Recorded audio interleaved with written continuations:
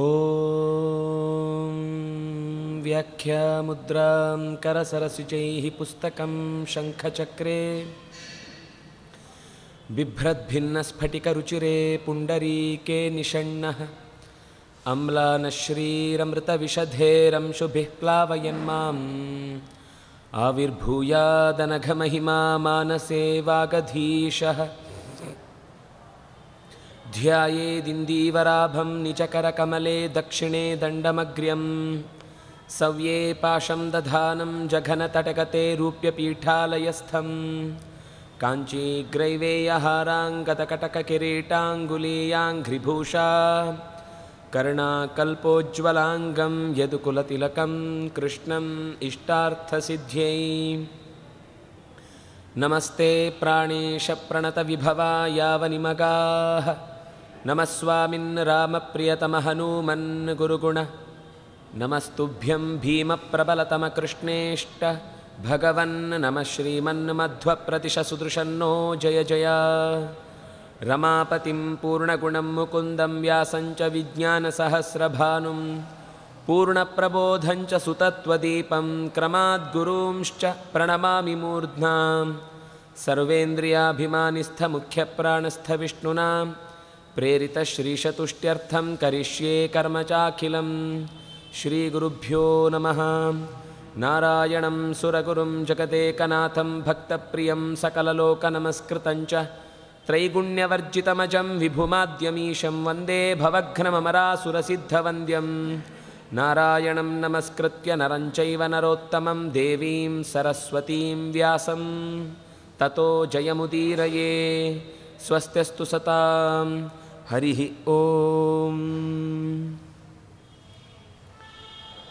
ಆರುಣಿ, ಉಪಮನ್ಯು ಮತ್ತು ಬೈದ ಅನ್ನುವ ಮೂರು ಧೌಮ್ಯರ ಶಿಷ್ಯರ ಕಥೆಯನ್ನು ನೋಡಿ ಬೈದನಿಗೆ ಶಿಷ್ಯನಾಗಿದ್ದ ಉದಂಕ ಗುರುದಕ್ಷಿಣೆಯನ್ನು ಕೊಡುವುದಕ್ಕಾಗಿ ಪಟ್ಟ ಪಾಡು.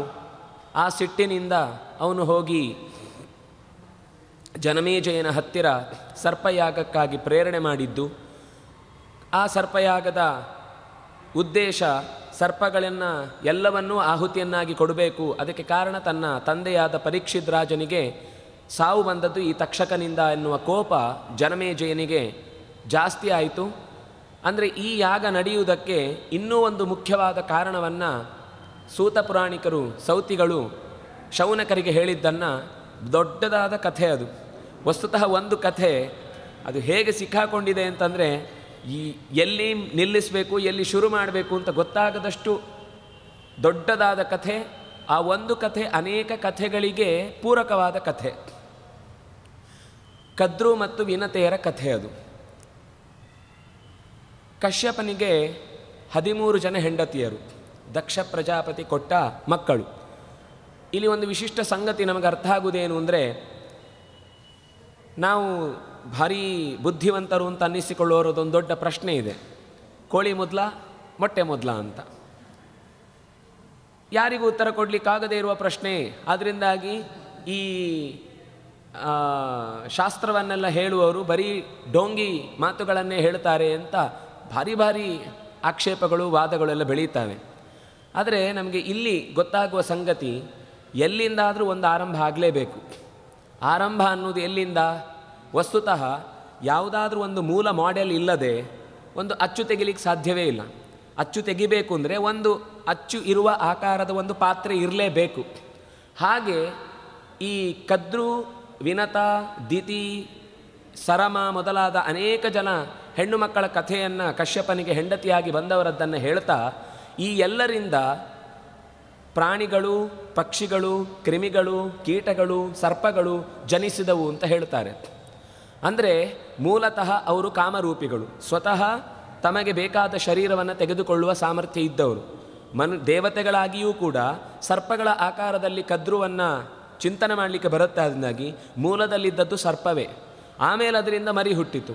ವಿನತ ಹಕ್ಕಿಯ ರೂಪದವಳು, ಅವಳಿಗೆ ದೈವಿಕ ರೂಪವೂ ಇದೆ, ಹಕ್ಕಿಯ ರೂಪವೂ ಇದೆ. ಹಾಗಾಗಿ ವಿನತೆಯ ಸಂತಾನವಾಗಿ ಮುಂದೆ ಗರುಡನ ಹುಟ್ಟಾಯಿತು ಅಂತ ನಮಗೆ ಗೊತ್ತಾಗುತ್ತೆ. ಈಗ ಅನೇಕ ಪತ್ನಿಯರಲ್ಲಿ ಬೇರೆ ಬೇರೆ ಥರದ ಜಾತಿಯ ಪಕ್ಷಿ ಜಾತಗಳು ಪ್ರಾಣಿ ಜಾತಗಳು ಹುಟ್ಟಿದವು ಅಂತ ಹೇಳ್ತಾ, ವಸ್ತುತಃ ಒಂದು ಮಾಡೆಲ್ಲು ಪ್ರಕೃತಿಯಲ್ಲಿ ಸಹಜವಾಗಿ ಇದೆ, ಅದು ಯಾವತ್ತೂ ಒಂದು ದಿವಸ ತಯಾರಾಗಿದ್ದಲ್ಲ.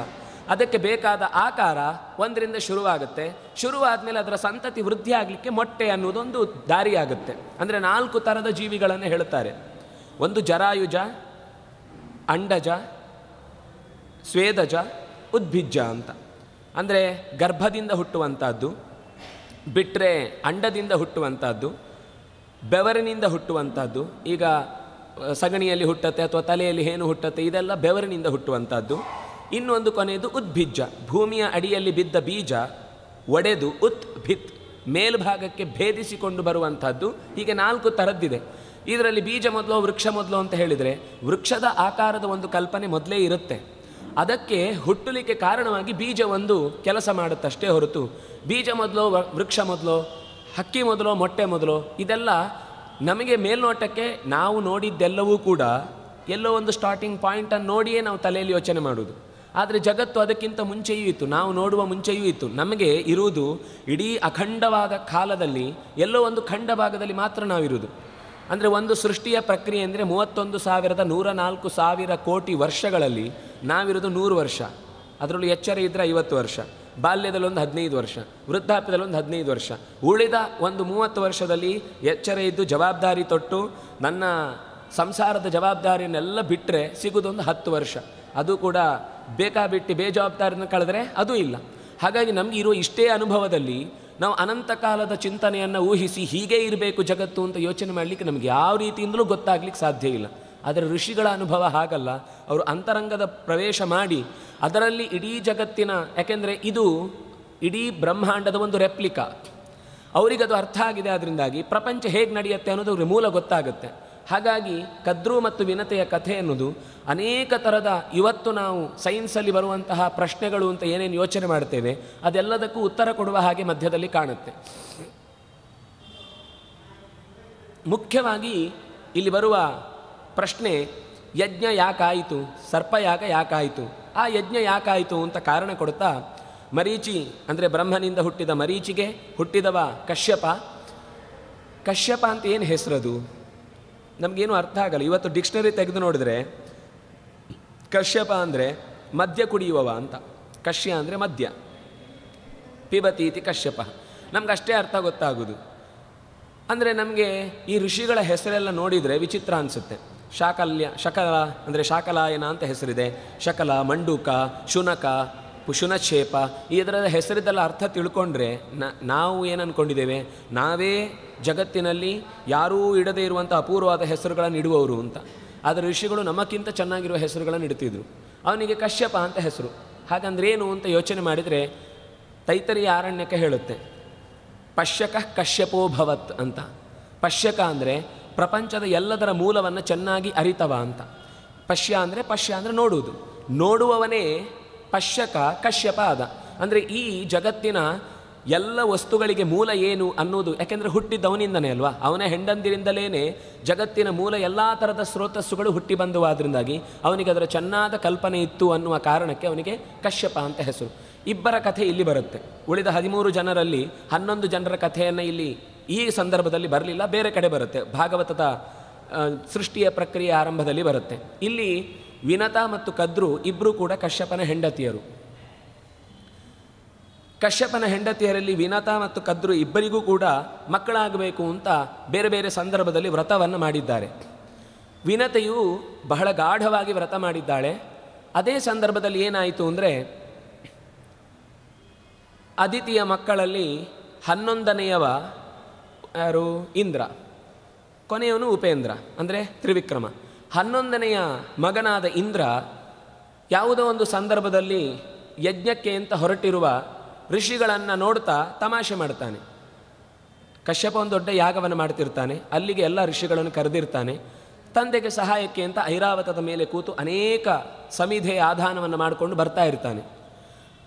ಇವರು ಕೂಡ ವಾಲಖಿಲ್ಯರು ಅಂತ. ವಾಲಖಿಲ್ಯರು ಅಂದರೆ ಅವರು ಹೆಬ್ಬೆರಳಿನ ಗಾತ್ರದ ಋಷಿಗಳು.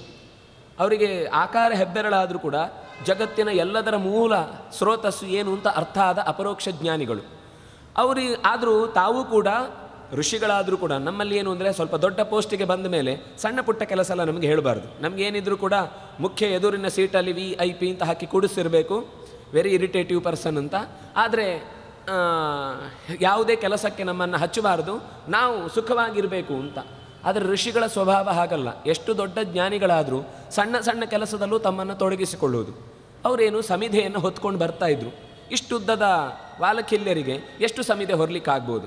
ಅವರು 2-3 ಜನ ಒಂದು ಸಮಿಧೆಯನ್ನು ಹೊತ್ಕೊಂಡು ದಾರಿಯಲ್ಲಿ ಬರ್ತಾ ಇರಬೇಕಾದ್ರೆ ಎಲ್ಲೋ ಒಂದು ಮಳೆಗಾಲದ ಸಂದರ್ಭದಲ್ಲಿ ಆದ ಗೋವಿನ ಪಾದದ ಗುರುತು, ಅಂದರೆ ನೆಲದಲ್ಲಿ ಹೆಜ್ಜೆ ಇಟ್ಟದ್ದು ಗುಂಡಿಯಾಗಿದೆ.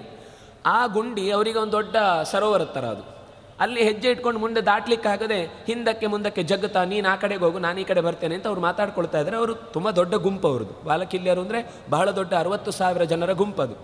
ಆ ಗುಂಪಿನಲ್ಲಿ ಹಲವರು ಹೀಗೆ ಹೊತ್ತುಕೊಂಡು ಹೋಗ್ತಾ ಇರುವುದನ್ನು ನೋಡಿ ಇಂದ್ರ, ನೀವೆಲ್ಲ ಎಂಥ ಅಪರೋಕ್ಷ ಜ್ಞಾನಿಗಳು, ದೊಡ್ಡ ಸಾಧನೆ ಮಾಡಿದವರು ಅಂತ ಒಂದು ಸಮಿಧೆ ಹೊತ್ಕೊಳ್ಳಿಕ್ಕೆ ಇಷ್ಟೆಲ್ಲ ಕಷ್ಟಪಡ್ತೀರಿ, ನೀವೆಲ್ಲ ತಪಸ್ವಿಗಳು ಅಂತ ಅನ್ನೋದೇ ನನಗೆ ಸಂದೇಹ ಇದೆ ಅನ್ನುವ ರೀತಿಯಲ್ಲಿ ನೀವೇನಾದರೂ ಕಷ್ಟ ಆದರೆ ನನ್ನ ಮೇಲೆ, ಇದರ ಆನೆ ಮೇಲೆ ಹೊರಿಸಿ, ನೀವು ಕಷ್ಟಪಡೋದಕ್ಕೆ ಅರ್ಥ ಇಲ್ಲ ಅಂತ ಹೀಗಳೀತಾನೆ. ಇದು ಬರೀ ಅಕಸ್ಮಾತ್ ನಿಮ್ಗೆ ಕಷ್ಟ ಆಗುತ್ತೆ ಕೊಡಿ, ನಾನು ಅದನ್ನು ಹೊತ್ಕೊಂಡು ಹೋಗ್ತೇನೆ ಅಂತ ಹೇಳಿದ್ದಿದ್ರೆ ಅದು ಒಂದು ಸಹಾಯ ಮಾಡುವ ಗುಣ ಆಗ್ತಿತ್ತು. ಆದರೆ ಆ ಧ್ವನಿ ಇರಲಿಲ್ಲ, ವಾಕ್ಯ ಒಂದೇ ಆಗಿರುತ್ತೆ. ಎಷ್ಟೋ ಸಂದರ್ಭದಲ್ಲಿ ಕೊಡಿ, ನಾವು ಅದನ್ನು ಹೊತ್ಕೊಂಡು ಹೋಗ್ತೇವೆ ಅಂತ ಹೇಳೋದು, ಕೊಟ್ಬಿಡಿ ಅದನ್ನು ನಾವು ತೊಗೊಂಡು ಹೋಗ್ತೀವಿ, ನಿಮ್ಮ ಹತ್ರ ಆಗಲ್ಲ ಅನ್ನುವ ರೀತಿಯಲ್ಲಿ ಹೇಳಿದಾಗ ಅಪಮಾನ ಮಾಡಿದ್ದನ್ನು ಗಮನಿಸಿ, ನಿನಗೆ ಮದದ ಐಶ್ವರ್ಯದ ಮದ ತಲೆಗೆ ಹತ್ತಿಕೊಂಡು ಬಿಟ್ಟಿದೆ, ಅದೆಲ್ಲವೂ ನಾಶ ಆಗಿ ಹೋಗುತ್ತೆ ಅಂತ ತುರ್ವಾಸರು ಒಂದು ಶಾಪ ಕೊಟ್ಟಿದ್ದರು. ಆದರೆ ಅದೇ ಥರದ ಒಂದು ಶಾಪವನ್ನು ಕೊಡುವ ನೆಪದಲ್ಲಿ ನಿನ್ನ ಐಶ್ವರ್ಯವನ್ನು ನೀನೇನು ಹೊತ್ತಿದ್ದಿ ಅದಕ್ಕಿಂತ ಬಲಿಷ್ಠನಾದ ಒಬ್ಬ ಮಗನನ್ನು ಅಥವಾ ಅದಕ್ಕಿಂತ ಬಲಿಷ್ಠನಾದ ಒಬ್ಬ ವ್ಯಕ್ತಿಯನ್ನು ನಾನು ಸೃಷ್ಟಿ ಮಾಡ್ತೇನೆ ಅಂತ ಹೇಳಿ ಅಲ್ಲೇ ಕಮಂಡಲುವಿನಲ್ಲಿ ನೀರು ತೆಗೆದು ಅಭಿಮಂತ್ರಣ ಮಾಡಲಿಕ್ಕೆ ಶುರು ಮಾಡಿದರು. ಇಂದ್ರನಿಗೆ ಭಯ ಆಯಿತು. ತಕ್ಷಣ ಅಪ್ಪನ ಹತ್ರ ಓಡಿದ, ಕಶ್ಯಪನ ಹತ್ರ. ಅಪ್ಪ, ಒಂದು ಅನರ್ಥ ಆಗ್ತಾ ಇದೆ, ದಯವಿಟ್ಟು ಬೇಗ ಬಂದು ನನ್ನನ್ನು ಉಳಿಸಬೇಕು. ಮಾತು ತಪ್ಪಿ ಏನೋ ಒಂದು ಆಡಿಬಿಟ್ಟೆ, ಅದರಿಂದ ವಾಲಕಿಲ್ಯರಿಗೆ ತುಂಬ ಕೋಪ ಬಂದಿದೆ, ಏನಾದರೂ ಮಾಡಿ ಅವರ ಕೋಪವನ್ನು ತಣಿಸಿ ನನ್ನ ಸಮಸ್ಯೆಯನ್ನು ಪರಿಹರಿಸಿ ಅಂತ ಕೇಳ್ತಾನೆ. ಆಯಿತು, ಓಡಿ ಬರ್ತಾರೆ. ಕಶ್ಯಪರು ಕೂಡ ವಾಲಕಿಲ್ಯರಿಗೆ ಬೇಕಾದ ಆತಿಥ್ಯವನ್ನು ಮಾಡಿ, ದಯವಿಟ್ಟು ನೀವು ದುಡುಕಿನ ನಿರ್ಧಾರಕ್ಕೆ ಬರಬೇಡಿ, ನನ್ನ ಮಗ ತಪ್ಪು ಮಾಡಿದ್ದಾನೆ, ಅದಕ್ಕೆ ನಾನು ಅವನ ಪರವಾಗಿ ತಪ್ಪಾಯಿತು ಅಂತ ಕೇಳ್ಕೊಳ್ತಾ ಇದ್ದೇನೆ. ಆಗ ವಾಲಕಿಲ್ಯರು ಹೇಳ್ತಾರೆ, ನಾವು ಅಭಿಮಂತ್ರಣ ಮಾಡಿದ್ದು ವ್ಯರ್ಥ ಆಗಲ್ಲ, ನಾನು ಅವನಿಗಿಂತ ಶಕ್ತಿಶಾಲಿಯಾದ ಒಬ್ಬ ವ್ಯಕ್ತಿಯನ್ನು ಜಗತ್ತಿಗೆ ತರಬೇಕು ಅಂತ ನಿರ್ಧಾರ ಮಾಡಿದ್ದೆ, ಅದನ್ನು ತಪ್ಪಿಸ್ಲಿಕ್ಕೆ ಸಾಧ್ಯ ಇಲ್ಲ. ಆದರೆ ಒಂದು, ನೀವು ಇಷ್ಟು ಕಳಕಳಿಯಿಂದ ನೀವೇ ಯಾಗದ ಕರ್ತೃಗಳಾಗಿ ನನ್ನ ಹತ್ರ ಬಂದು ಕೇಳ್ತಾ ಇದ್ದೀರಿ ಅನ್ನೋದಕ್ಕೆ ಇಷ್ಟು ಹೇಳ್ಬೋದು. ಅವನು ಮುಂದೆ ಇಂದ್ರನಿಗೆ ವಿರೋಧಿ ಆಗಲ್ಲ, ಇಂದ್ರನಿಗೆ ಸಹಕಾರಿಯಾಗೇ ಇರ್ತಾನೆ ಅಂತ ಇಷ್ಟು ನಾನು ಹೇಳಬಲ್ಲೆ. ಆದರೆ ಇದನ್ನು ಪೂರ್ತಿಯಾಗಿ ಏನೂ ಹುಟ್ಟುವುದೇ ಸಾಧ್ಯ ಇಲ್ಲ ಅಂತ ಮಾಡಲಿಕ್ಕೆ ಸಾಧ್ಯ ಇಲ್ಲ. ಸರಿ ಆಯಿತು ಅಂತ ಅವರು ತೆಗೆದು ಅದನ್ನು ನಿಮ್ಮ ಯಜ್ಞದಲ್ಲಿ ಇದನ್ನು ಬಳಸಿ ಅಂತ ಆ ಅಭಿಮಂತ್ರಣ ಮಾಡಿದ್ದನ್ನು ಕಶ್ಯಪರ ಕೈಗೆ ಕೊಡ್ತಾರೆ. ಕಶ್ಯಪರು ಆ ಯಾಗವನ್ನು ಮಾಡಿ ಅದರಿಂದ ಯಜ್ಞದಲ್ಲಿ ಆಹುತಿ ಕೊಟ್ಟಾಗ ಅದರಿಂದ 2 ಚಿನ್ನದ ಮೊಟ್ಟೆಗಳು ಬರ್ತವೆ. ಆಹುತಿಯನ್ನು ಕೊಟ್ಟದ್ರಿಂದಾಗಿ ಅಗ್ನಿದೇವ ಎದ್ದು ಬಂದು ಪ್ರಸಾದ ರೂಪದಲ್ಲಿ, ನಮಗೆ ಇದೆಲ್ಲ ಅರ್ಥ ಆಗೋದು ಬಹಳ ಕಷ್ಟ. ಯಾಕೆಂದರೆ ನಾವು ಆ ಯಜ್ಞ ಅನ್ನೋದನ್ನೇ ಸೀರಿಯಸ್ ಆಗಿ ತೊಗೊಂಡಿಲ್ಲ ಅಂದಮೇಲೆ ಅದರಲ್ಲಿ ದೇವತೆಗಳು ಬರುವುದು, ಅವರು ಕೊಡುವುದು, ಇದೆಲ್ಲ ಋಷಿಗಳ ಕಾಲದಲ್ಲಿ ದೇವತೆಗಳು ನೇರವಾಗಿ ಬಂದು ಆಹುತಿಯನ್ನು ಸ್ವೀಕರಿಸ್ತಾ ಇದ್ರು ಅನ್ನುವ ಮಾತು ಬರುತ್ತೆ. ಅವನ ಆ ಅಂಡವನ್ನು ವಿನತೆ ತುಂಬ ಶ್ರದ್ಧೆಯಿಂದ ವ್ರತವನ್ನು ಮಾಡಿ ಮಕ್ಕಳು ಬೇಕು ಅಂತ ಕೇಳಿದ್ದಾಳೆ ಅನ್ನುವ ಕಾರಣಕ್ಕೆ ಆ 2 ಅಂಡವನ್ನು ವಿನತೆಗೆ ಕೊಟ್ಟಿದ್ದಾರೆ. ಅವಳು ತುಂಬ ದಿವಸದಿಂದ ಪಾಲನೆ ಮಾಡ್ಕೊಂಡು ಬಂದಿದ್ದಾಳೆ. ಕದ್ರುವು ಕೂಡ ಹಾಗೆಯೇ ಕಶ್ಯಪನನ್ನು ಮೆಚ್ಚಿಸಿ ವರವನ್ನು ಕೇಳ್ತಾ ಇದ್ದಾಳೆ, ನನಗೆ ಅಸಂಖ್ಯ ಮಕ್ಕಳು ಬೇಕು, ಸರಿ ನಿನಗೆ ಏನು ಬಯಕೆ ಇದೆಯೋ ಅದನ್ನು ನಾನು ಕೊಡ್ತೇನೆ ಅಂತ ಅವಳಿಗೂ ಕೂಡ ವರವನ್ನು ಇತ್ತಿದ್ದಾನೆ. ಅದರಿಂದ ಅವಳಿಗೆ ಸಾವಿರಾರು ಲಕ್ಷಗಟ್ಟಲೆ ಸರ್ಪಗಳು ಹುಟ್ಟಿದವು ಅವಳಿಗೆ. ಅಂದರೆ ಅವಳು ಸ್ವತಃ ಸರ್ಪದ ಮೂಲ ಸ್ವರೂಪ ಆದ್ದರಿಂದಾಗಿ ಅವಳಿಗೆ ಹುಟ್ಟಿದವೆಲ್ಲವೂ ಸರ್ಪವಾಗಿಯೇ ಹುಟ್ಟಿದವು. ಅಂದರೆ ಮೂಲ ಅದು ಸರ್ಪದ ದೇವತೆಯೇ ಆದ್ದರಿಂದಾಗಿ ಅವಳಿಂದ ಹುಟ್ಟಿದ ವಸ್ತುಗಳಿಗೆ ಸರ್ಪದ ಆಕಾರ ಬಂದು. ಸರ್ಪ ಅಂದರೆ ಸರ್ಪತೀತಿ ಸರ್ಪ, ಅಂದರೆ ನೇರವಾಗಿ ಹೋಗದೆ ಅಕ್ಕಪಕ್ಕಕ್ಕೆ ಸರಿಯುತ್ತಾ ಸರಿಯುವಂಥದ್ದಕ್ಕೆ ಸರ್ಪ ಅಂತ ಹೆಸರು. ಹುಟ್ಟಿದ ಮಕ್ಕಳನ್ನು ನೋಡಿ ಬಹಳ ಸಂತೋಷಪಟ್ಟಳು ಕದ್ರು. ಆದರೆ ನನಗೆ ಅದಕ್ಕಿಂತ ಮುಂಚೆಯೇ ವರ ಸಿಕ್ಕಿಯೂ ನನಗೆ ಮಕ್ಕಳಾಗಿದ್ದು ಬರೀ ಮೊಟ್ಟೆಯ ರೂಪದಲ್ಲಿದೆ, ನಾನು ಈ ಮಗುವನ್ನು ಲಾಲನೆ ಪೋಷಣೆ ಮಾಡುವ ಸುಖವನ್ನು ಪಡೀಲಿಲ್ಲ ಅನ್ನುವ ಅಸೂಯಿಗೆ ಒಳಗಾದ್ಲು ವಿನತ. ಯೋಚನೆ ಮಾಡ್ತಾ ಇದ್ಲು, ನನಗೂ ಮಕ್ಕಳಾಗಬೇಕಿತ್ತು ಅಂತ. ಈ ಮಧ್ಯದಲ್ಲಿ ಏನಾಗಿದೆ, ಸರ್ಪಗಳಲ್ಲಿ ಹುಟ್ಟಿದವರೆಲ್ಲರೂ ಕೂಡ ಕೆಲವರು ಸಹಜವಾಗಿ ಭಕ್ತರಾಗಿದ್ದರು, ಇನ್ನು ಕೆಲವರು ತಮ್ಮ ವಿಷದ ಬಲದಿಂದ ಸಮಾಜಕ್ಕೆ ಕಂಟಕರಾಗಿ ಬೆಳೀತಾ ಇದ್ದರು.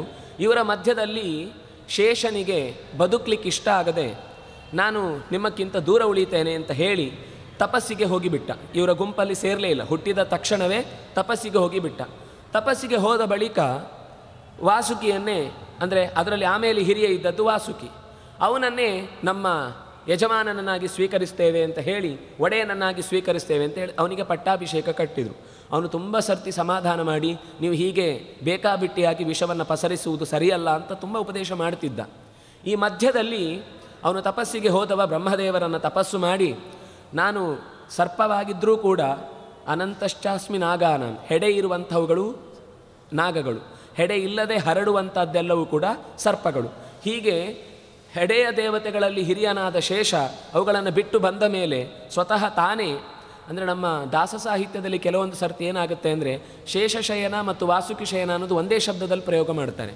ಅದು ವಾಸುಕಿ ಅನ್ನೋದು ಶೇಷನಿಗೂ ಇದ್ದ ಹೆಸರಾದ್ರಿಂದಾಗಿ ಆ ಅರ್ಥದಲ್ಲಿ ನಾವು ಇಟ್ಕೊಳ್ಬಹುದಷ್ಟೇ ಹೊರತು ವಾಸುಕಿ ಬೇರೆಯೇ. ಅವನು ಭಗವಂತನಿಗೆ ಶಯನನ ಆ ಸ್ಥಾನವನ್ನು ಯಾವತ್ತೂ ತುಂಬಲಿಲ್ಲ, ಅದು ಶೇಷನೇ ತುಂಬಿದ್ದಾದ್ರಿಂದ ತಪಸ್ಸು ಮಾಡಿ ಭಗವಂತನ ಹತ್ರ ಕೇಳಿಕೊಂಡು, ಅಂದರೆ ಬ್ರಹ್ಮದೇವರಿಂದ ವರ ಪಡೆದು ಭೂಮಿಯನ್ನು ಹೊರುವ ದೇವತೆಯಾದ. ಶೇಷ ಅಂದರೆ ಶಿಷ್ಯತೆ ಇತಿ ಶೇಷ, ಜಗತ್ತೆಲ್ಲವೂ ಡೆಸ್ಟ್ರಾಯ್ ಆದಮೇಲೆ ಉಳಿಯುವುದೇನು? ಎನರ್ಜಿ ವಿಲ್ ರಿಮೈನ್, ಕಾಂತಶಕ್ತಿ ಅನ್ನೋದು ಉಳಿಯುವುದು, ಅದನ್ನೇ ಶೇಷ ಅಂದರು.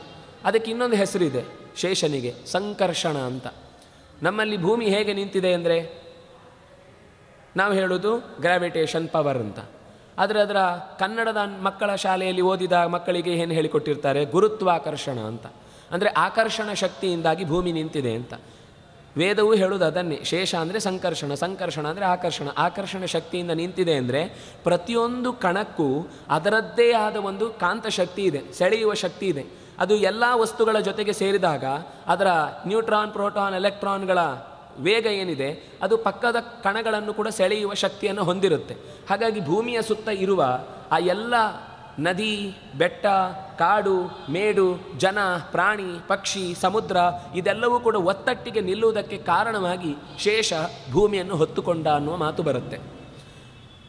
ಸರಿ, ಶೇಷನ ಕಥೆ ಮುಗಿದ ಮೇಲೆ ಮತ್ತೆ ಇಲ್ಲಿ ಕದ್ರು ಮತ್ತು ವಿನತೆಯರ ಮಾತುಗಳಲ್ಲಿ ಒಂದು ದಿವಸ ಅವಳು ತುಂಬ ವ್ಯಥೆ ಪಡ್ತಾಳೆ. ಕದ್ರು ಅಂದರೆ ವಿನತೆ ವ್ಯಥೆ ಪಡ್ತಾಳೆ, ನನಗೆ ಮಕ್ಕಳಾಗಿಲ್ಲ ಅಂತ. ಅದಕ್ಕೋಸ್ಕರ ಏನು ಮಾಡ್ತಾಳೆ ಅಂದರೆ 2 ಮೊಟ್ಟೆಗಳಲ್ಲಿ ಒಂದು ಮೊಟ್ಟೆಯನ್ನು ನಾನು ಹೇಗಾದರೂ ಸರಿ ಒಂದು ಮಗುವನ್ನಾದರೂ ಪಡೀಬೇಕು ಅಂತ ಹೇಳಿ ಅದನ್ನು ಒಡೆದು ಬಿಡ್ತಾಳೆ. ಒಡೆದು ಬಿಟ್ಟಾಗ ಅದರಿಂದ ಒಂದು ಬೆಳಕಿನ ಪುಂಜ ಹೊರಕ್ಕೆ ಬರುತ್ತೆ. ಹೊರಕ್ಕೆ ಬಂದಾಗ ಕಣ್ಣು ಕುಕ್ಕುವ ಬೆಳಕು ಸ್ವಲ್ಪ ಹೊತ್ತು ತಗ್ಗಿದ ಮೇಲೆ ನೋಡಿದರೆ ಅರ್ಧ ಶರೀರ ಇರುತ್ತೆ. ಸೊಂಟದಿಂದ ಮೇಲ್ಭಾಗ ಮಾತ್ರ ಅದಕ್ಕೆ ಆಕಾರವಾಗಿ ಸಿಕ್ಕಿರುತ್ತೆ, ಉಳಿದ ಕೆಳಗಿನ ಕಾಲು ಭಾಗ ಬೆಳೆದೇ ಇರುವುದಿಲ್ಲ. ಕಾಲು, ತೊಡೆ, ಬೆರಳು ಇದ್ಯಾವುದು ಬೆಳೆದಿರಲ್ಲ. ಆ ಮಗು ಹುಟ್ಟಿದೊಡನೆ ತಾಯಿಯನ್ನು ಬೈಯತ್ತೆ, ಅಮ್ಮ ನೀನು ತುಂಬ ದುಡುಕು ನಿರ್ಧಾರದಿಂದ ನನ್ನನ್ನು ಅರೆಬರೆಯಾಗಿ ಹುಟ್ಟುವುದಕ್ಕೆ ಕಾರಣಳಾದೆ, ನನಗೇನು ತಪ್ಪು ಮಾಡಿದೆ ಅಂತ ನನಗೆ ಈ ರೀತಿ ನಿನ್ನ ಹೊಟ್ಟೆ ಕಿಚ್ಚನ್ನು ನನ್ನ ಮೇಲೆ ತೋರಿಸಿ ನನ್ನನ್ನು ಪೂರ್ಣ ಬೆಳವಣಿಗೆ ಇಲ್ಲದಂತೆ ಮಾಡಿದ್ದಿ, ಅದರಿಂದಾಗಿ ನಿನಗೆ ದಾಸ್ಯ ಬರಲಿ ಅಂತ ಶಪಿಸ್ತಾನೆ. ಅಮ್ಮ, ಯಾಕೆಂದರೆ ಆ ಮಗುವಿಗೆ ನೋವು ತಡ್ಕೊಳ್ಳಿಕ್ಕಾಗದೆ ಶಾಪ ಕೊಟ್ಟಿತು. ಅಮ್ಮನ ಅಂದುಕೊಂಡ್ಲು, ತಾಯಿಯಾಗಿ ನಾನು ತುಂಬ ತಾಳ್ಮೆಯಿಂದ ಇರಬೇಕಿತ್ತು, ಅದು ಬಿಟ್ಟು ನಾನು ಸವತಿ ಮಾತ್ಸರ್ಯದಿಂದ ಮಗು ಬೇಗ ಪಡಿಬೇಕು ಅನ್ನುವ ಕಾರಣಕ್ಕೆ ಈ ಮೊಟ್ಟೆಯನ್ನು ಒಡೆದದಕ್ಕೆ ನನಗೆ ಶಿಕ್ಷೆ ಅಂತ ಅನ್ನೋದು ಸರಿ, ಅದರಿಂದ ಬಿಡುಗಡೆ ಹೇಳು ನೀನು ಅಂತ ಆ ಮಗುವನ್ನೇ ಮತ್ತೆ ವಿನತೆ ಕೇಳ್ತಾಳೆ. ಹಾಗೆ ವಿನತೆ ಕೇಳಿದಾಗ ಆ ಮಗು ಹೇಳುತ್ತೆ, 2ನೇ ಮೊಟ್ಟೆಯನ್ನು ಜಾಗ್ರತೆಯಿಂದ ಕಾಪಾಡು, ಗಡಿಬಿಡಿ ಮಾಡಬೇಡ, ಒತ್ತಡ ಹಾಕಿ ಅದರ ಮೇಲೆ ಮತ್ತೆ ನಿನ್ನ ಆಸೆಯನ್ನು ಈಡೇರಿಸಿಕೊಳ್ಳುವ ಪ್ರಯತ್ನ ಮಾಡಬೇಡ, ಆ ಮಗು ಬಂದ ಮೇಲೆ ನಿನಗೆ ಸಮಸ್ಯೆ ಪರಿಹಾರ ಆಗುತ್ತೆ ಅಂತ ಹೀಗೆ ಆಶೀರ್ವದಿಸಿ ಆ ಮಗು ಅಳುತ್ತಾ ಕೂತ್ಕೊಳ್ಳುತ್ತೆ. ನಾನು ಯಾವುದಕ್ಕೂ ತುಂಬ ಚೆನ್ನಾಗಿದೆ ಆ ಮಾತು. ಅದು ಹೇಳುತ್ತೆ, ಜಗತ್ತಿನಲ್ಲಿ ಮನುಷ್ಯನಿಗೆ ಕೆಲಸ ಅನ್ನೋದು ತುಂಬ ಮುಖ್ಯ. ಕೆಲಸ ಇಲ್ಲದೆ ಇರುವ ಮನುಷ್ಯನಿಗೆ ಮನುಷ್ಯತ್ವವೇ ಉಳಿಯುವುದಿಲ್ಲ. ಯಾಕೆಂದರೆ ಯಾವಾಗಲೂ ಕೆಲಸ ಇಲ್ಲದೆ ಸುಮ್ಮನೆ ಕೂತ್ರೆ ಏನಾಗುತ್ತೆ, ಮನಸ್ಸು ಅದು ದೆವ್ವದ ಮನೆ ಆಗುತ್ತೆ. ಆ ರೀತಿ ನಾನು ಎಲ್ಲಿಗೂ ಹೋಗಲಿಕ್ಕಾಗದೆ ಕೂತ್ಕೊಳ್ಳುವ ಪರಿಸ್ಥಿತಿ ಇದ್ದಾಗ ನನಗೆ ಯಾರು ಕರೆದು ಕೆಡಿಸಿಕೊಡ್ತಾರೆ? ಇವಾಗಾದರೂ ಎಲ್ಲೋ ಅಂದರೂ ಕುಟ್ಟೋ ಕೆಲಸ ಸಿಗ್ತಿತ್ತೋ ಏನು, ಆದರೆ ಆವಾಗ ಅದು ಇನ್ನೂ ಇರಲಿಲ್ಲ. ಹಾಗಾಗಿ ಏನು ಮಾಡೋದು ಅಂತ ಯೋಚನೆ ಮಾಡ್ತಾ ಇದ್ದ. ಅದೇ ಸಂದರ್ಭದಲ್ಲಿ ಇನ್ನೊಂದು ಅವ್ಯವಸ್ಥೆ ನಡೆದಿದೆ. ಏನು ನಡೆದಿದೆ ಅಂದರೆ, ಸೂರ್ಯನಿಗೆ ತಾಪ ಜಾಸ್ತಿ ಆಗಿಬಿಟ್ಟಿತ್ತು. ತಾಪ ಜಾಸ್ತಿ ಆಗಿದ್ದು ಯಾಕೆ ಅಂದರೆ, ಇಡೀ ಭೂಮಿಯನ್ನು ನಿರಂತರ ಇಡೀ ಜಗತ್ತನ್ನು ಎಲ್ಲ ಕಡೆಗೂ ತಾನೊಬ್ಬನೇ ಬೆಳಗುತ್ತಾ ಎಲ್ಲ ದೇವತೆಗಳ ಕಷ್ಟವನ್ನು ತಾನೊಬ್ಬನೇ ಹೊರತಾ ಕೆಲಸ ಮಾಡ್ತಾ ಇದ್ದರೆ ಅವರವ್ರ ಪಾಡಿಗಿದ್ದಾರೆ. ಈ ರಾಹುಕೇತುಗಳು ನನ್ನ ಮೇಲೆ ದಾಳಿ ಮಾಡ್ತಾ ಇದ್ದಾರೆ. ಸಮುದ್ರ ಮಥನದ ಕಥೆಯನ್ನು ಮತ್ತೆ ಮುಂದೆ ಹೇಳ್ತಾರೆ. ಅದರ ಒಂದು ಸೂಕ್ಷ್ಮ ಎಳೆಯನ್ನು ಇಲ್ಲಿ ಕೊಟ್ಟು ಹೇಳಿ ಮುಂದೆ ಹೋಗ್ತಾರೆ. ಸಮುದ್ರ ಮಥನದ ಕಾಲದಲ್ಲಿ ಆದ ಅವ್ಯವಸ್ಥೆಯನ್ನು ತಪ್ಪಿಸಲಿಕ್ಕೋಸ್ಕರ ನಾನು ಹೇಳಿದ ಒಂದು ಮಾತು ಅದು ಚಾಡಿ ಅಂತಾಗಿ ಆ ರಾಹುಕೇತುಗಳು ನನ್ನನ್ನು ಪ್ರತಿ ಸರ್ತಿಯೂ ಗ್ರಹಿಸುವುದಕ್ಕೆ ಕಾರಣವಾಯಿತು. ಆದರೆ ದೇವತೆಗಳಿಗೆ ನನ್ನ ಬಗ್ಗೆ ಏನು ಯೋಚನೆಯೇ ಇಲ್ಲ ಅಂತ ಕೋಪದಿಂದ ನನಗೆ ಸಹಪಾಠಿಯಾಗಿ ಸಹವರ್ತಿಯಾಗಿ ಯಾರೂ ಮಾತುಕತೆಗೆ ಸಿಗ್ತಾ ಇಲ್ಲ ಅಂತ ಕೋಪದಿಂದ ತುಂಬ ಉರಿಲಿಕ್ಕೆ ಶುರುವಾದ. ಹಾಗೆ ಉರಿಲಿಕ್ಕೆ ಶುರುವಾದಾಗ ಬ್ರಹ್ಮದೇವರು ಈಗ ಹುಟ್ಟಿದ ಈ ಮಗುವನ್ನು ಅರುಣ ಅಂತ ಕರೆದರು. ಅಂದರೆ ಆ ಬಣ್ಣ ಅಂತಹ ಕೆಂಪು ಬಣ್ಣ, ಆ ಕೆಂಪು ಬಣ್ಣದ ಹುಡುಗ ನೋಡಲಿಕ್ಕೆ ತುಂಬ ಮುದ್ದಾಗಿದ್ದ, ಕೆಲಸ ಇಲ್ಲ ಅಂತ ಬೇರೆ ಅಳುತ್ತಿದ್ದ. ಆ ಕಡೆಯಿಂದ ಸೂರ್ಯನೂ ಕೂಡ ಸಿಟ್ಟು ಮಾಡಿಕೊಂಡಿದ್ದ. ಸರಿ, ಇವರಿಬ್ಬರನ್ನು ಒಟ್ಟು ಮಾಡಿದರೆ ಸರಿ ಹೋಗುತ್ತೆ. ಕ್ಲಚ್ಚು ಗೇರು ಇಲ್ಲದ ಒಂದು ಗಾಡಿ ಇದೆ ಸೂರ್ಯನದ್ದು, ಕೈಯಿಂದಲೇ ಎಲ್ಲ ನಿಯಂತ್ರಣ ಮಾಡಲಿಕ್ಕಾಗುವಂಥದ್ದು. ನೀನು ಇಂದ್ರನಿಗೆ ಸಹವರ್ತಿಯಾಗು ಅಂತ ಹೇಳಿ ಅರುಣನನ್ನು ಕೊಂಡು ಹೋಗಿ ಸೂರ್ಯನ ಸಾರಥಿಯನ್ನಾಗಿ ಕೂಡಿಸಿದ. ಆ ನಂತರದಿಂದ ಸೂರ್ಯ ಈ ಅರುಣನನ್ನೇ ಮುಂದಿಟ್ಟುಕೊಂಡು ರಥವನ್ನು ನಡೆಸಿದ. ಅದರಿಂದಾಗಿ ನಾವು ಹೇಳುವಾಗ ಅರುಣೋದಯ ಆಮೇಲೆ ಸೂರ್ಯೋದಯ ಅಂತ ಹೇಳೋದು. ಅಂದರೆ ಆ ಕಾಲ ಅನ್ನೋದು ತುಂಬ ಸಂಧ್ಯಾವಂದನೆಯೋ ಪೂಜೆಯೋ ಓದೋ ಜಪವೋ ಇಂತಹ ಯಾವುದೇ ಒಳ್ಳೆಯ ಕೆಲಸಕ್ಕೂ ಕೂಡ ತುಂಬ ಮುಖ್ಯವಾದ ಕಾಲ. ಯಾಕೆಂದರೆ ಒಂದು ತುಂಬ ಶಾಂತ, ಈ ಸೂರ್ಯ ತುಂಬ ಸುಡ್ತಾ ಇರುವುದನ್ನು ತಪ್ಪಿಸಲಿಕ್ಕೋಸ್ಕರ ಶಾಂತನಾದ ಅರುಣನನ್ನು ಪಕ್ಕದಲ್ಲಿ ಕೂಡಿಸಿ, ಈಗ ಸಾಮಾನ್ಯ ಇಲ್ಲಿ ಅವರಿಬ್ಬರು ಮಿತ್ರರು, ದಾಂಪತ್ಯ ಅಂತ ಆಗುವಾಗಲೂ ಕೂಡ ಒಬ್ಬರು ಜೋರು ಇರ್ತಾರೆ, ಒಬ್ಬರು ಸಮಾಧಾನ ಇರ್ತಾರೆ. ಅದು ಒಂದು ಹೆಣ್ಣಾಗಿರ್ಬೋದು ಗಂಡಾಗಿರ್ಬೋದು. ಇಬ್ಬರೂ ಜೋರಾದರೆ ಸಂಸಾರ ಉಳಿಯಲ್ಲ, ಇಬ್ಬರೂ ಸಪ್ಪೆ ಆದರೆ ನಡೆಯುತ್ತೆ, ಆದರೆ ಏನು ಸ್ವಾರಸ್ಯ ಹೇಳಲಿಕ್ಕೆ ಬರುವುದಿಲ್ಲ. ಆ ಸಂದರ್ಭದಲ್ಲಿ ಒಂದು ಸಂಬಂಧ ಇದ್ದಾಗ ಒಂದರ ಮೇಲೆ ಒಂದು ದಬ್ಬಾಳಿಕೆ ನಡೆಯುವ ಮತ್ತು ಸಮಾಧಾನ ಪಡಿಸುವ ಎರಡೂ ಗುಣಗಳು ಒಟ್ಟಿ ಸೇರಿದಾಗ ಬಹಳ ದೀರ್ಘಕಾಲದ ನೆನಪಲ್ಲುಳಿಯುವ ಘಟನೆಗಳಿಂದ ಕೂಡಿದ ಬದುಕುವುದು ಆಗಿರುತ್ತೆ. ಸೂರ್ಯ ಕೋಪ ಮಾಡಿಕೊಂಡಾಗಲೆಲ್ಲ ಅರುಣ ಸಮಾಧಾನ ಮಾಡ್ತಾ, ನೀನು ಹಾಗೆ ಕೋಪ ಮಾಡಿಕೊಂಡ್ರೆ ಯಾವುದೇ ವಿಷಯ ಸಿದ್ಧಿಯಾಗುವುದಿಲ್ಲ ಅಂತ ಹೇಳಿ ಪರಸ್ಪರ ಭಗವತ್ ಚಿಂತನೆಯಲ್ಲಿ ತಮ್ಮನ್ನು ಕಳೀತಾ ಕಾಲವನ್ನು ಮುಂದೂಡಿದರು. ಹೀಗೆ ಅರುಣನಿಗೊಂದು ವ್ಯವಸ್ಥೆ ಆಯಿತು. ಆದರೆ ಅರುಣ ಹೇಳಿದ ಹಾಗೆ ಒಂದು ದುರ್ಘಟನೆ ನಡೆಯಿತು. ಏನಾಯಿತು, ಕದ್ರು ಮತ್ತು ವಿನತ ಇಬ್ಬರು ಒಂದು ಸರ್ತಿ ಸಮುದ್ರ ತೀರದಲ್ಲಿ ವಾಕಿಂಗಿಗೆ ಅಂತ ಹೋಗಿದ್ದಾರೆ. ಮಾತಾಡಿಕೊಂಡು ನಡ್ಕೊಂಡು ಹೋಗ್ತಾ ಇದ್ದಾರೆ. ಆ ಹೊತ್ತಿಗೆ ಆಕಾಶದಲ್ಲಿ ಉಚ್ಚೈಶ್ರವಸ್ಸು ಹಾದು ಹೋಗುತ್ತೆ. ಉಚ್ಚೈಶ್ರವಸ್ಸು ಹಾದು ಹೋದಾಗ ಕದ್ರು ಹೇಳ್ತಾಳೆ, ಓಹ್ ಈಗ ಹೋಯ್ತಲ್ವಾ, ಅದು ಉಚ್ಚೈಶ್ರವಸ್ಸಲ್ವಾ, ನನಗೆ ಅದರ ಬಾಲದ ಬಣ್ಣವನ್ನು, ಇವಳೇನು ಹೇಳ್ತಾಳೆ, ಹೌದು ಉಚ್ಚೈಶ್ರವಸ್ಸು ಹೋಯಿತು, ಪೂರ್ಣ ಬಿಳಿ ಇತ್ತಲ್ವ ಅದು ಅಂತ ಅಂತಾಳೆ ವಿನತ. ಆ ಉಚ್ಚೈಶ್ರವನ್ನು ನೋಡಲಿಕ್ಕೆ ಎಷ್ಟು ಬೆಳಕು, ಹಾಲಿನ ಬಿಳುಪಿನಿಂದ ಕೂಡಿದ ಇಡೀ ಶರೀರವನ್ನು ನೋಡುವುದೇ ಚಂದ ಅಂತ. ಕದ್ರುವಿನ ಸ್ವಭಾವ ಏನು ಅಂದರೆ, ಯಾರಾದರೂ ಏನಾದರೂ ಹೇಳಿದರೆ ಅದಕ್ಕೆ ಉಲ್ಟ ಹೇಳಬೇಕು ಅಂತ. ಅವಳ ತಲೆಯಲ್ಲಿ ಇವಳು ಬಿಳಿ ಇದೆ ಅಂತ ಹೇಳಿದ ತಕ್ಷಣ, ಇಲ್ಲಪ್ಪ ಅದರ ಬಾಲ ಕಪ್ಪಿತ್ತು ಅಂತಾಳೆ. ಬಾಲ ಕಪ್ಪಿತ್ತು, ಇಲ್ಲ ನಾನು ನೋಡಿದೆ ಬಿಳಿ ಇತ್ತು, ಇಲ್ಲ ಬಾಲ ಕಪ್ಪೇ ಇದ್ದಿದ್ದು ನಾನು ನೋಡಿದೆ ಅಂತ ಕದ್ರು ಮತ್ತೆ ವಾದ ಮಾಡ್ತಾಳೆ. ಸರಿ, ಅದು ವಾದ ಬೆಳೆಯಿತು. ತೀರ್ಮಾನ ಮಾಡೋದು ಹೇಗೆ? ತೀರ್ಮಾನ ಮಾಡೋದು ನಾಳೆ ನೋಡೋಣ. ಆದರೆ ನಾನು ಹೇಳಿದ್ದೆ ಸರಿಯಾದರೆ ನೀನು ನನಗೆ ದಾಸಿ ಆಗಬೇಕು, ನೀನು ಹೇಳಿದ್ದು ಸರಿಯಾದರೆ ನಾನು ನಿನಗೆ ದಾಸಿ ಆಗ್ತೇನೆ ಅಂತ ಸುಮ್ಮನೆ ಕಾಲು ಕೆರೆದು ಕೆಲವೊಂದು ಸರ್ತಿ ಜಗಳ ತಂದ್ಕೊಳ್ಳೋದು ಅಂದರೆ ಇಂಥದ್ದೇ. ಹೀಗೆ ಇದ್ದವರು ತಮ್ಮ ಪಾಡಿಗೆ ತಾವು ಹೋಗ್ತಾ ಇದ್ದವರಿಗೆ ಪಂದ್ಯವನ್ನು ಕಟ್ಟಿ, ಅಂದರೆ ಆರಂಭ ಆಗುವಾಗ ಯಾವತ್ತೂ ತಮಾಷೆಗೆ ಶುರುವಾಗುವುದು, ಆಮೇಲೆ ಅದು ಬೆಳೀತಾ ಬೆಳೀತಾ ಬಹಳ ಗಾಢವಾದ ಪರಿಣಾಮ ಮನುಷ್ಯನ ಮೇಲೆ ಬೀರುತ್ತೆ ಅನ್ನೋದನ್ನು ಹೇಳುವುದಕ್ಕಾಗಿ ಈ ಕಥೆಯಲ್ಲಿ ಅವರಿಬ್ಬರಲ್ಲಿ ಸಹಜವಾದ ಸವತಿಯ ಮಾತ್ಸರ್ಯವನ್ನು ನೋಡ್ತಾ ಇದ್ದರು. ಅದರ ಜೊತೆಗೆ ಈ ಸಿಟ್ಟು ಬೇರೆ ಸೇರಿಕೊಂಡಿತು. ಮನೆಗೆ ಬಂದವಳಿಗೆ ಕದ್ರುವಿಗೆ ಡೌಟ್ ಬಂದಿದೆ. ಡೌಟ್ ಅಂದರೆ ಅವಳಿಗೆ ಕಂಪಲ್ಸರಿ ಅದು ಬಿಳಿಯೇ ಇರುತ್ತೆ ಅಂತ ಗೊತ್ತಿದೆ, ಆದರೆ ಮಾತಿಗೆ ಆಡುವಾಗ ಹೇಳಿಬಿಟ್ಟಿದ್ದೇನೆ ಬಾಲ ಕಪ್ಪಿದೆ ಅಂತ. ಅದಕ್ಕೇನು ಮಾಡ್ತಾಳೆ, ಇದ್ದಕ್ಕಿದ್ದಾಗೆ ತನ್ನ ಮಕ್ಕಳನ್ನು ಕರೆದು ನನಗೊಂದು ಸಹಾಯ ಮಾಡಬೇಕು, ಉಚ್ಚೈಶ್ರವಸ್ಸಿನ ಬಾಲಕ್ಕೆ ಹೋಗಿ ನೀವೆಲ್ಲ ನಾಳೆ ಸೇರಿಕೊಳ್ಬೇಕು ಅಂತ. ಹಾವುಗಳು ಕೇವಲ ಈಗ ನಾವು ನೋಡುವ ಆಕಾರ ಮಾತ್ರ ಅಲ್ಲ, ಅದಕ್ಕೆ ಕೂದಲಿನ ಎಳೆಯ ಗಾತ್ರದಷ್ಟೂ ಸರ್ಪಗಳಿವೆ ಅಂತ ಹೇಳ್ತಾರೆ. ಸೂರ್ಯನ ಕಿರಣಗಳಲ್ಲಿ ಹಾದು ಹೋಗುವ, ಚಂದ್ರನ ಕಿರಣಗಳಲ್ಲಿ ನೆಲೆಗೊಳ್ಳುವ ಅನೇಕ ಥರದ ಸರ್ಪಗಳಿವೆ. ಅಂತಹ ಸರ್ಪಗಳಲ್ಲಿ ಇವಳಲ್ಲಿ ಇದ್ದಂತಹ ಸರ್ಪಗಳಿಗೆ ಹೇಳ್ತಾಳೆ, ಉಚ್ಚೈಶ್ರವಸ್ಸಿನ ಬಾಲಕ್ಕೆ ಹೋಗಿ ನೀವೆಲ್ಲರೂ ನೇತು ಬೀಳಬೇಕು, ಅದರಿಂದಾಗಿ ಅದರ ಬಾಲ ಕಪ್ಪಾಗಿ ಕಾಣುತ್ತೆ ಅಂತ ವಿಷವನ್ನು ಹೊತ್ತ ಅದರ ಶರೀರ ಕಪ್ಪು ಅನ್ನುವ ಕಾರಣಕ್ಕಾಗಿ ಕೇಳ್ತಾಳೆ. ವಿಷಯ ಹೇಳದೆ ನೇರವಾಗಿ ಇಂಥ ಕೆಲಸ ನೀವು ಮಾಡಿಕೊಡಬೇಕು ಅಂತ ಕೇಳಿದಾಗ ಆ ಮಕ್ಕಳು ಸ್ವಲ್ಪ ಈ ತಾಯಿಯ ಸ್ವಭಾವದಂತೆ ಸ್ವಲ್ಪ ಉಡಾಳರ ರೀತಿಯಲ್ಲಿ ಉತ್ತರ ಕೊಡ್ತಾ ನಮಗೆ ಆಗಲ್ಲ, ನೀವು ಹೇಳಿದ ಕೆಲಸ ಎಲ್ಲ ಮಾಡಬೇಕು ಅಂತ ರೂಲ್ ಇದೆಯಾ, ಆಗಲ್ಲ ಅಂತ ಹೇಳ್ತಾರೆ. ಆಗ ಕದ್ರುವಿಗೆ ಸ್ವಲ್ಪ ತಕ್ಷಣದಲ್ಲಿ, ಹಾಗಾದರೆ ನೀವೆಲ್ಲರೂ ಕೂಡ ಯಾರೆಲ್ಲ ಆಗಲ್ಲ ಅಂತ ಹೇಳ್ತಿರೋ ಅವರೆಲ್ಲ ಯಜ್ಞದಲ್ಲಿ ಆಹುತಿಯಾಗಿ ಹೋಗಿ ಅಂತ ಶಪಿಸ್ತಾಳೆ.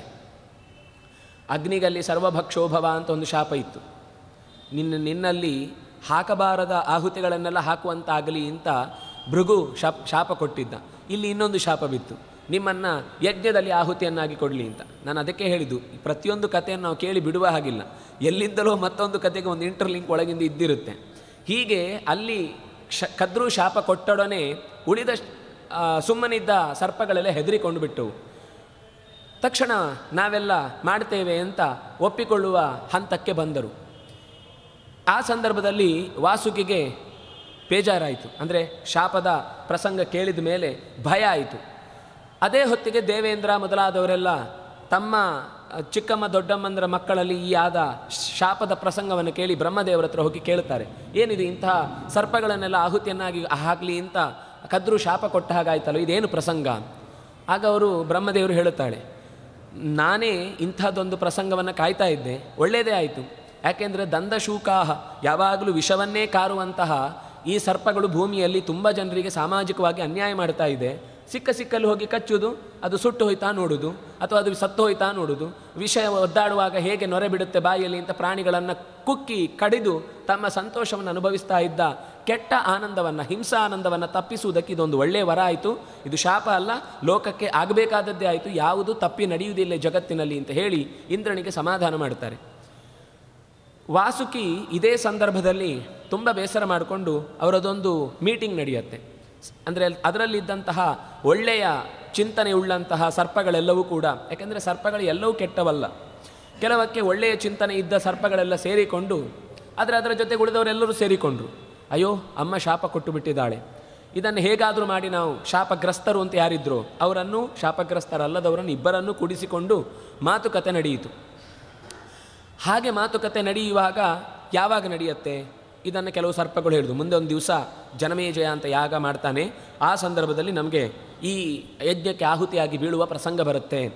ಆವಾಗ ಒಬ್ಬೊಬ್ಬರು ಒಂದೊಂದು ಸಮಸ್ಯೆಗಳಿಗೆ ಪರಿಹಾರವನ್ನು ಹುಡುಕುವ ನೆಪದಲ್ಲಿ ಮಾತಾಡ್ತಾರೆ. ಅಲ್ಲೂ ಸ್ವಲ್ಪ ಯಾವಾಗಲೂ ಒಂದು ಮೀಟಿಂಗ್ ಅಂದರೆ ಯಾರನ್ನು ಸೇರಿಸ್ಕೊಳ್ಬೇಕು, ಯಾರನ್ನು ಸೇರಿಸ್ಕೊಳ್ಬಾರ್ದು ಅಂತ ಒಂದು ಒಳ್ಳೆಯ ಮಾತು ಬರುತ್ತಲ್ಲಿ. ಯಾರಿಗೆ ಮುಂದಾಲೋಚನೆ ಇರುವುದಿಲ್ವೋ, ಯಾರ ಬಾಯಲ್ಲಿ ಹೇಳಿದ ವಿಷಯವು ನಿಲ್ಲುವುದಿಲ್ವೋ, ಯಾರಿಗೆ ಅದರ ಒಳಿತು ಕೆಡುಕುಗಳು ಅರ್ಥ ಆಗುವುದಿಲ್ವೋ ಅಂಥವರನ್ನು ಯಾವತ್ತೂ ಕೂಡ ಮಂತ್ರಾಲೋಚನೆಯಲ್ಲಿ ಸೇರಿಸ್ಕೊಳ್ಬಾರ್ದು. ಮಂತ್ರಾಲೋಚನೆಯಲ್ಲಿ ಬಹಳ ಜನ ಇರಬಾರ್ದು, ಇದ್ದವರು ಅಂತ ಯಾರು 4 ಜನ ಒಬ್ಬನೇನೂ ಮಾಡಬಾರ್ದು, ಮಂತ್ರಾಲೋಚನೆ ಒಬ್ಬನೇನೂ ಮಾಡಬಾರ್ದು. ಆದರೆ ಇರುವ 4 ಜನರಲ್ಲಿ ಯಾರೂ ಕೂಡ ಇವನೊಬ್ಬ ಇಲ್ಲದೇ ಇದ್ದರೆ ಆಗ್ತಿತ್ತು ಅನ್ನುವ ವ್ಯಕ್ತಿಯೂ ಇರಬಾರ್ದು. ಇಂತಹ ಮಂತ್ರಾಲೋಚನೆ ನಡೆದರೆ ಮಾತ್ರ ಒಳ್ಳೆಯ ಡಿಸಿಷನ್ ಹೊರಗೆ ಬರಲಿಕ್ಕೆ ಸಾಧ್ಯ ಅಂತ ಇಂತಹ ಮಾತುಗಳೆಲ್ಲ ಬರುತ್ತೆ. ಅದರಲ್ಲಿ ಒಬ್ಬೊಬ್ಬರು ಹೇಳ್ತಾರೆ, ನಾವೇ ಋತ್ವಿಜರಾಗಿ ಹುಟ್ಟಿಬಿಡೋಣ, ಜನಮೇಜನ ಆಸ್ಥಾನದ ಸಂದರ್ಭದಲ್ಲಿ ಪುರೋಹಿತರನ್ನು ಕರೀತಲ್ಲ, ನಾವೇ ಎಲ್ಲರೂ ಪುರೋಹಿತರಾಗಿ ಅಲ್ಲಿ ಕಾಣಿಸಿಕೊಳ್ಳೋಣ. ಯಾಕೆಂದರೆ ಕಾಮರೂಪ, ಬಯಸಿದ ರೂಪವನ್ನು ತೊಡಬಲ್ಲವರು. ಅವನೇನು ಹೇಳಿದರು ಅದಕ್ಕೆ ವಿರುದ್ಧವಾಗಿ ನಾವು ಯಜ್ಞ ಮಾಡೋಣ. ಅಥವಾ ಇನ್ನು ಕೆಲವರು ಹೇಳ್ತಾರೆ ನಾವು ಮಂತ್ರಿಗಳಾಗೋಣ, ನಿರ್ಣಯ ತಗೊಳ್ಳೋರೆಲ್ಲ ಅವರೇ ಅಲ್ವಾ, ಸ್ಯಾಂಕ್ಷನ್ ಮಾಡಬೇಕು, ದುಡ್ಡು ಕೊಡಬೇಕು, ಎಲ್ಲ ಅವರೇ ಅಲ್ವಾ. ಇಲ್ಲಾಂದರೆ ದುಷ್ಟ ಮಂತ್ರಿಗಳು ಸಿಕ್ಕಾಕೊಂಡ್ರೆ ಬೇಡವಾದ ಯೋಜನೆಗಳೇ, ಈ ಭಾಗ್ಯಗಳೇ ಹುಟ್ಟಿಕೊಳ್ತವೆ. ಆ ಸಂದರ್ಭದಲ್ಲಿ ನಾವು ಕೂಡ ಅವನೇನೇ ಹೇಳಿದರು ನಾವು ದುಡ್ಡನ್ನು ಸ್ಯಾಂಕ್ಷನ್ ಮಾಡೋರಾದ್ರಿಂದಾಗಿ ಇಂಥ ಕೆಲಸಕ್ಕೆಲ್ಲ ನಮ್ಮಲ್ಲಿ ಅವಕಾಶ ಇಲ್ಲ ಅಂತ ಯಜ್ಞವನ್ನು ನಿಲ್ಲಿಸೋಣ. ಇನ್ನು ಕೆಲವರು ಹೇಳ್ತಾರೆ ಆ ಯಜ್ಞಕ್ಕೆ ಯಾರೆಲ್ಲ ಏನೇನು ಸಾಮಗ್ರಿಗಳನ್ನು ಒದಗಿಸ್ತಾರೋ ಅವರು ಒದಗಿಸಿದ ಹಾಗೆ ಆ ವಸ್ತುಗಳನ್ನೆಲ್ಲ ನಾವೇ ಅಪಹರಿಸಿ ಬಿಡೋಣ, ಅಥವಾ ಹಾಗೆ ನಾವಲ್ಲದೇ ಇದ್ದರೂ ಇನ್ಯಾರನ್ನಾದರೂ ಕರೆದ್ರು ಅಂತಂದರೆ ಅವರನ್ನೆಲ್ಲ ಕಚ್ಚಿ ಸಾಯಿಸೋಣ. ಇಂಥ ಬೇಡವಾದ ಒಂದು 25-30 ಥರದ ಪರಿಹಾರಗಳನ್ನು ಹೇಳ್ತಾವೆ, ಬೇರೆ ಬೇರೆ ಥರದ ಎಲ್ಲ ಮನೆಹಾಳು ಪರಿಹಾರಗಳೇ. ಕೇಳ್ತಾ ಕೇಳ್ತಾ ಕೇಳ್ತಾ ವಾಸುಕಿಗೆ ತಲೆ ಕೆಡುತ್ತೆ. ಏನೋ ಕೇಳಿದ್ರೆ ಏನು ಅಂದರೆ ಇವತ್ತಿಗೂ ನಾವು ಯೋಚಿಸುವವರ ಮಧ್ಯೆ ಇಂಥವರೇ ಇರ್ತಾರೆ ಅಂತ ಅನ್ನೋದು ಒಂದು ಕಾರಣ. ನಾವು ಯಾವುದಾದ್ರೂ ಒಂದು ಕೆಲಸ ಮಾಡುವಾಗ ಬೇರೆ ಬೇರೆ ಥರ ಕಾರಣ ಇಲ್ಲದೆ ಅಪಾಯ ಒಡ್ಡುವವರು ಇರ್ತಾರೆ. ಅವರೆಲ್ಲ ಇಂಥವರೇ, ಯಾವುದೋ ಒಂದು ಸಂದರ್ಭದಲ್ಲಿ ಇಂಥದ್ದನ್ನು ನಾವು ನಾಶ ಮಾಡಬೇಕು ಅಂತಲೇ ಯೋಚನೆ ಮಾಡುವವರು. ಇಲಿಯನ್ನು ಹುಲಿ ಅಂತ ನಾವು ತೋರ್ಪಡಿಸಿ ಬೇಡವಾದ ಜಯಂತಿಗಳನ್ನು ಮಾಡಿ ಸಮಾಜದಲ್ಲಿ ಮತ್ತಷ್ಟು ವಿನಾಶಕಾರಿಯಾದ ಘಟನೆಗಳನ್ನು ನಡೆಸಲಿಕ್ಕೆ ಕಾರಣರಾಗ್ತೇವಲ್ವ, ಅದೇ ರೀತಿ ಅದು ಆ ಕಾಲದಲ್ಲೂ ಇತ್ತು, ಈ ಕಾಲದಲ್ಲೂ ಇತ್ತು. ಅದು ನಡೆಯುವುದನ್ನು ತಪ್ಪಿಸ್ಲಿಕ್ಕೆ ಸಾಧ್ಯ ಇಲ್ಲ. ಹಾಗೆ ಅಲ್ಲಿ ಬೇರೆ ಬೇರೆ ಥರದ ಇಡೀ ಯಜ್ಞವನ್ನು ಭಂಗಗೊಳಿಸಲಿಕ್ಕೆ ಏನೇನು ಪ್ಲ್ಯಾನ್ ಹಾಕ್ಬೋದು ಎಲ್ಲವನ್ನೂ ಹೇಳ್ತಾರೆ. ಅದರಲ್ಲಿ ಸೇರಿದ ಇನ್ನಷ್ಟು ಕೆಲವು ಒಳ್ಳೆಯ ಸರ್ಪಗಳು, ಅದರಲ್ಲಿ ಐರಾವತ ಅಂತ ಒಂದು ಸರ್ಪ, ಇಂದ್ರನ ಆನೆ ಅಲ್ಲ, ಅದು ಬಿಟ್ಟು ಇನ್ನೊಬ್ಬ ಐರಾವತ ಅಂತ ಒಬ್ಬ ಇದ್ದ. ಹಾಗೆ ಇನ್ನೂ 10 ಜನ ಅಲ್ಲಿ ಸೇರಿಕೊಂಡು ಆ ಯಾಗದ ಬಗ್ಗೆ ಯೋಚನೆ ಮಾಡ್ತಾರೆ. ಇದು ದೈವ ಸಂಕಲ್ಪದಿಂದ ಆಗ್ತಾ ಇರುವಂಥದ್ದು. ಇದನ್ನು 100ಕ್ಕೆ 100 ತಡೆಯುವ ಪ್ರಯತ್ನ ನಮ್ಮಿಂದ ಅಸಾಧ್ಯ. ಆದರೆ ನನಗೆ ಒಂದು ಮಾಹಿತಿ ಸಿಕ್ಕಿದೆ, ಆ ಮಾಹಿತಿಯಂತೆ ನಾವು ಮಾಡಿದರೆ ಒಳ್ಳೆಯದಾಗತ್ತೆ ಅಂತ ಅವನು ಯೋಚನೆ ಮಾಡಿ ವಾಸುಕಿ ಹತ್ರ ಹೇಳ್ತಾನೆ. ಏನು ಅಂದರೆ, ಬ್ರಹ್ಮದೇವರೇ ಒಂದು ಮಾತು ಹೇಳಿದ್ದು, ಇದು ಅವರ ಸಂಕಲ್ಪದಂತೆಯೇ ಈ ಸರ್ಪಗಳಿಗೆ ಆಗಬೇಕಾದ ತಕ್ಕ ಶಿಕ್ಷೆಯ ರೂಪದಲ್ಲಿ ತಾಯಿಯ ಶಾಪ ಸಿಕ್ಕಿದೆ. ಯಾಕೆಂದರೆ ತಾಯಿಯ ಮಾತು ಕೇಳದ ಮಕ್ಕಳಿಗೆ ಈ ರೀತಿ ಶಿಕ್ಷೆ ಕೊಟ್ಟದ್ದು ತಪ್ಪೇ ಅಲ್ಲ, ಇದು ಕರೆಕ್ಟು.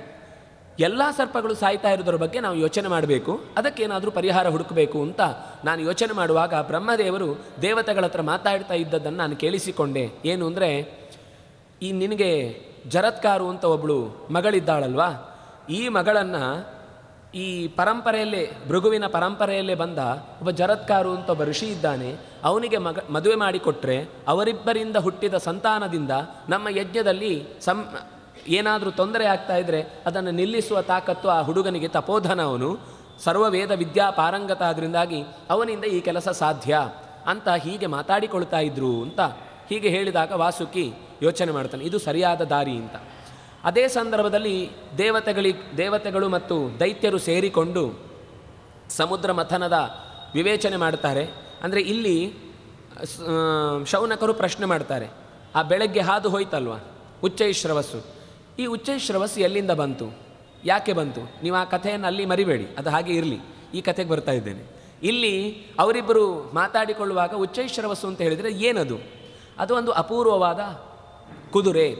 ಅದು ಲೋಕದಲ್ಲಿ ಈ ನಮ್ಮ ಜಗತ್ತಿನಲ್ಲಿದ್ದ ಯಾವುದೋ ಒಂದು ಕುದುರೆ ಮರಿಯಾಗಿ ಹುಟ್ಟಿದ್ದಲ್ಲ, ಅದು ಸೀದಾ ಸಮುದ್ರ ಮಥನದಿಂದಲೇ ಹುಟ್ಟಿದ್ದು ಅಂತ ಇಡೀ ಸಮುದ್ರ ಮಥನದ ಕಥೆಯನ್ನು ಹೇಳುತ್ತಾರೆ.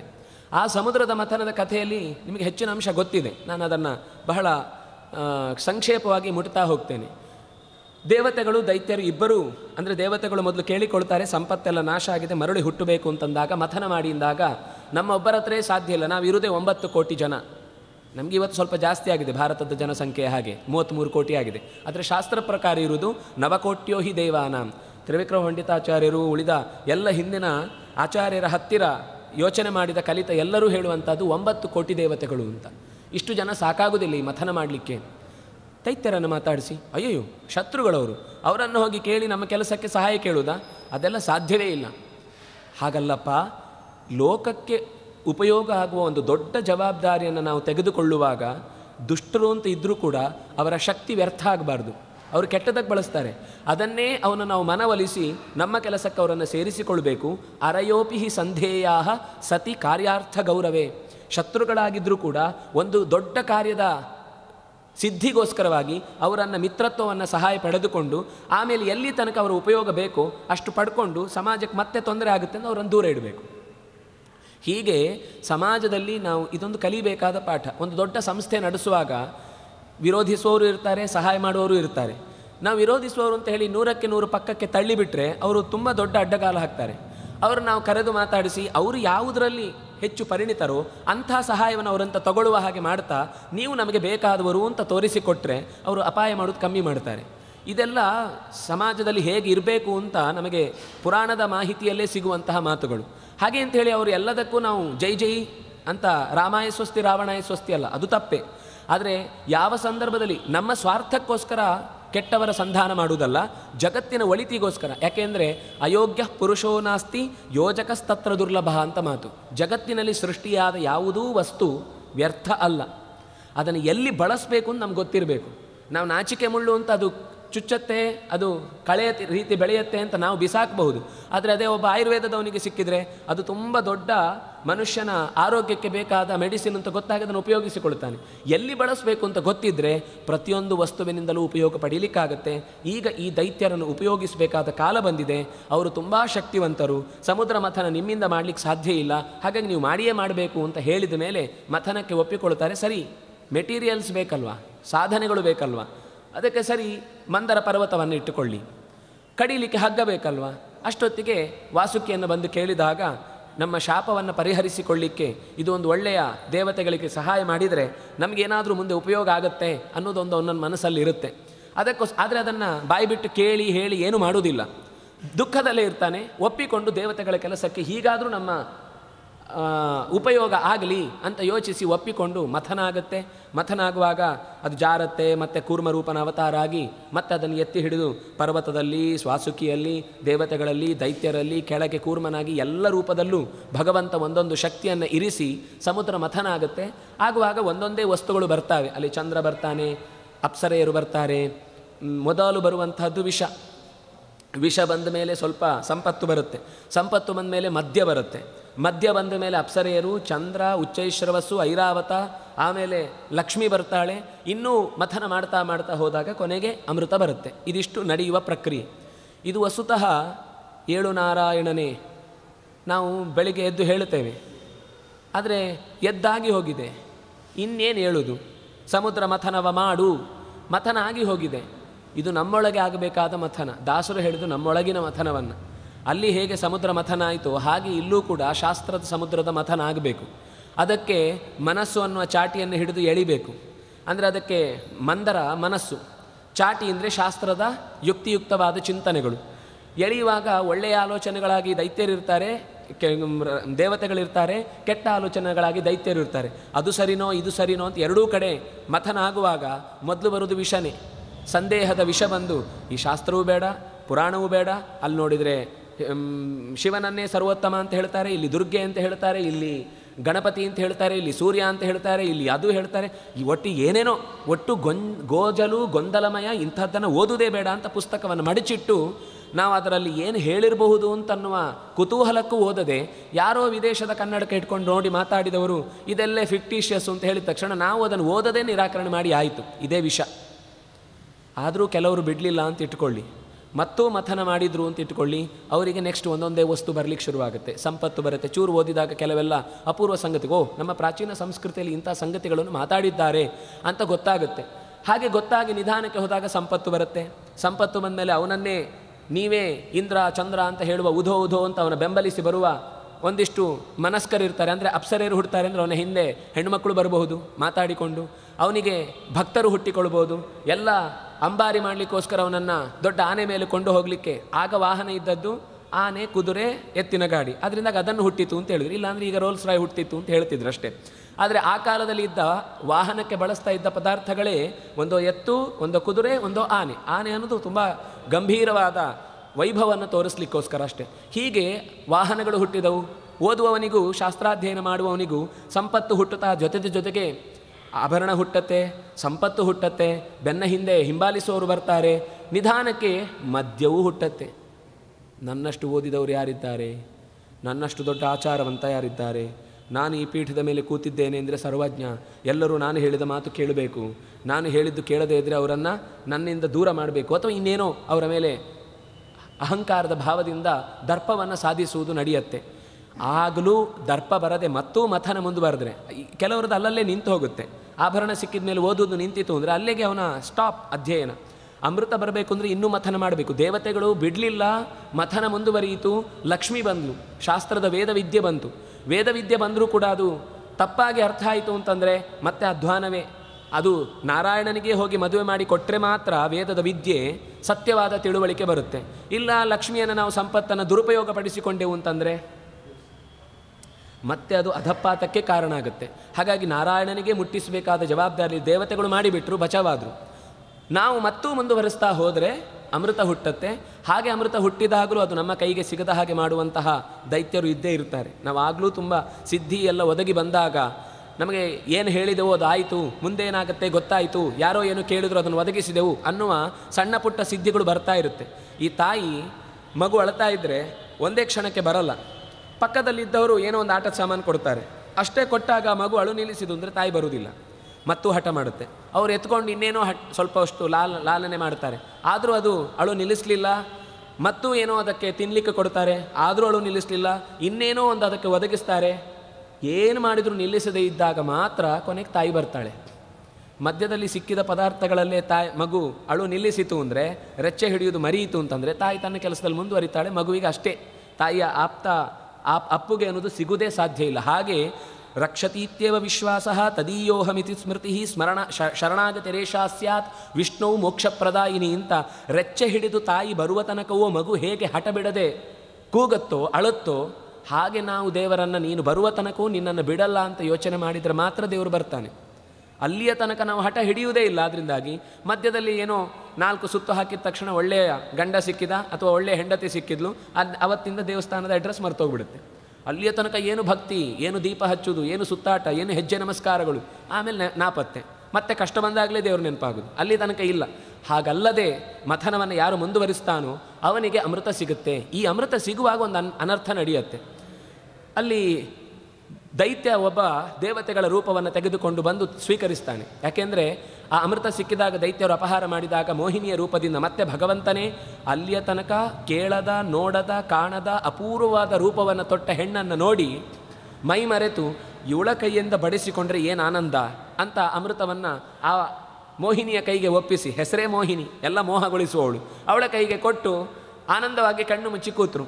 ದೇವತೆಗಳೆಲ್ಲ ಬಡಿಸಿ ಇಲ್ಲೇನೋ ನಡೆಯುತ್ತೆ ಅಂತ ಗೊತ್ತಾಗ ಒಬ್ಬ ದೈತ್ಯ ಮಧ್ಯದಲ್ಲಿ ಬಂದು ಕೂತಾಗ ಸೂರ್ಯಚಂದ್ರರು ನೋಡಿ ಮಧ್ಯದಲ್ಲೊಬ್ಬ ನಮ್ಮ ಪಂಕ್ತಿಯಲ್ಲಿ ಸೇರಿದವನು ಬಂದು ಕೂತಿದ್ದಾನೆ ಅಂತ ಒಂದು ಸುಳುವನ್ನು ಕೊಟ್ಟಾಗ ಸೌಟಲ್ಲಿ ಬಡಿಸ್ತಾ ಇದ್ದಂತಹ ಮೋಹಿನಿ ಅದೇ ಸೌಟಿನಿಂದ ತಲೆಯನ್ನು ಹೊಡೆದು ಬಿಡ್ತಾಳೆ. ಕೈಯಲ್ಲಿ ಸಿಕ್ಕಾಗಿದೆ, ಅದು ಕುಡಿದಾಗಿದೆ, ಸ್ವಲ್ಪ ಗಂಟ್ಲಲ್ಲಿ ಇನ್ನು ಇಳಿಯುವ ಮುಂಚೆಯೇ ತಲೆ ಹಾರು ಹೋಗಿದೆ.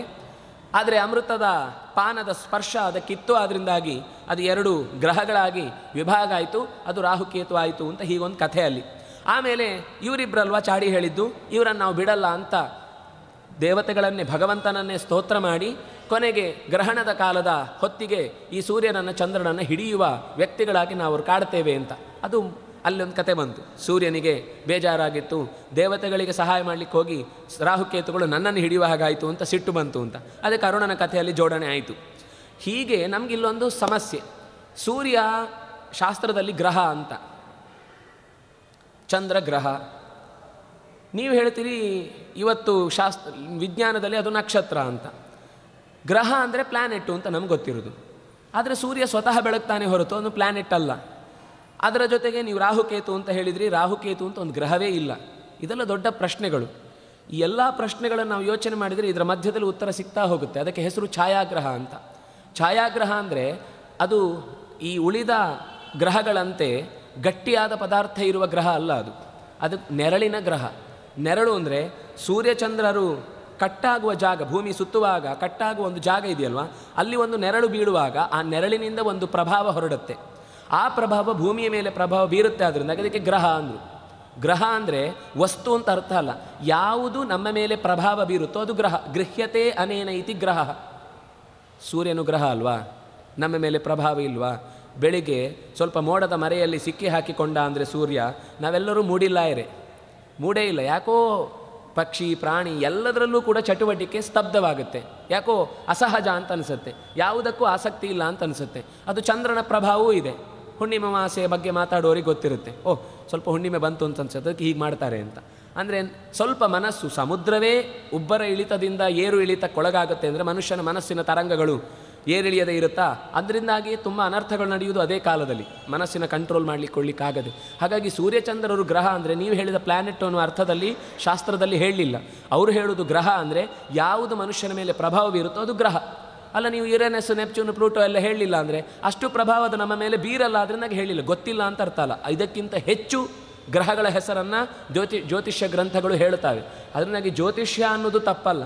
ಜ್ಯೋತಿಷ್ಯ ಓದದ, ಅರೆಬರಿ ತಿಳಿದ ಜನರನ್ನು ಹೆದರಿಸುವ ಮಂದಿ ಮಾಡುವ ತಪ್ಪಿನಿಂದಾಗಿ ಶಾಸ್ತ್ರಕ್ಕೆ ಕೆಟ್ಟ ಹೆಸರು ಬರುತ್ತೆ. ಅದರಿಂದ ನಾವು ಎಚ್ಚರ ಇಟ್ಕೊಳ್ಬೇಕಾದದ್ದು, ಶಾಸ್ತ್ರ ಸರಿಯೇ, ಪ್ರತ್ಯಕ್ಷಂ ಜ್ಯೋತಿಷಂ ಶಾಸ್ತ್ರಂ. ಎಷ್ಟೋ ವರ್ಷಗಳ ಮುಂದೆ, ಎಷ್ಟೋ ವರ್ಷಗಳ ಹಿಂದೆ ಆಗಬೇಕಾದ ಗ್ರಹಣಗಳ ಕರಾರುವಕ್ಕಾದ ಲೆಕ್ಕವನ್ನು ಜ್ಯೋತಿಷ್ಯ ಸೂತ್ರದ ಮೂಲಕ ಹೇಳುತ್ತೆ ಅಂದರೆ ಅದು ಕರಾರುವಕ್ಕಾದ ವಿಜ್ಞಾನವೇ.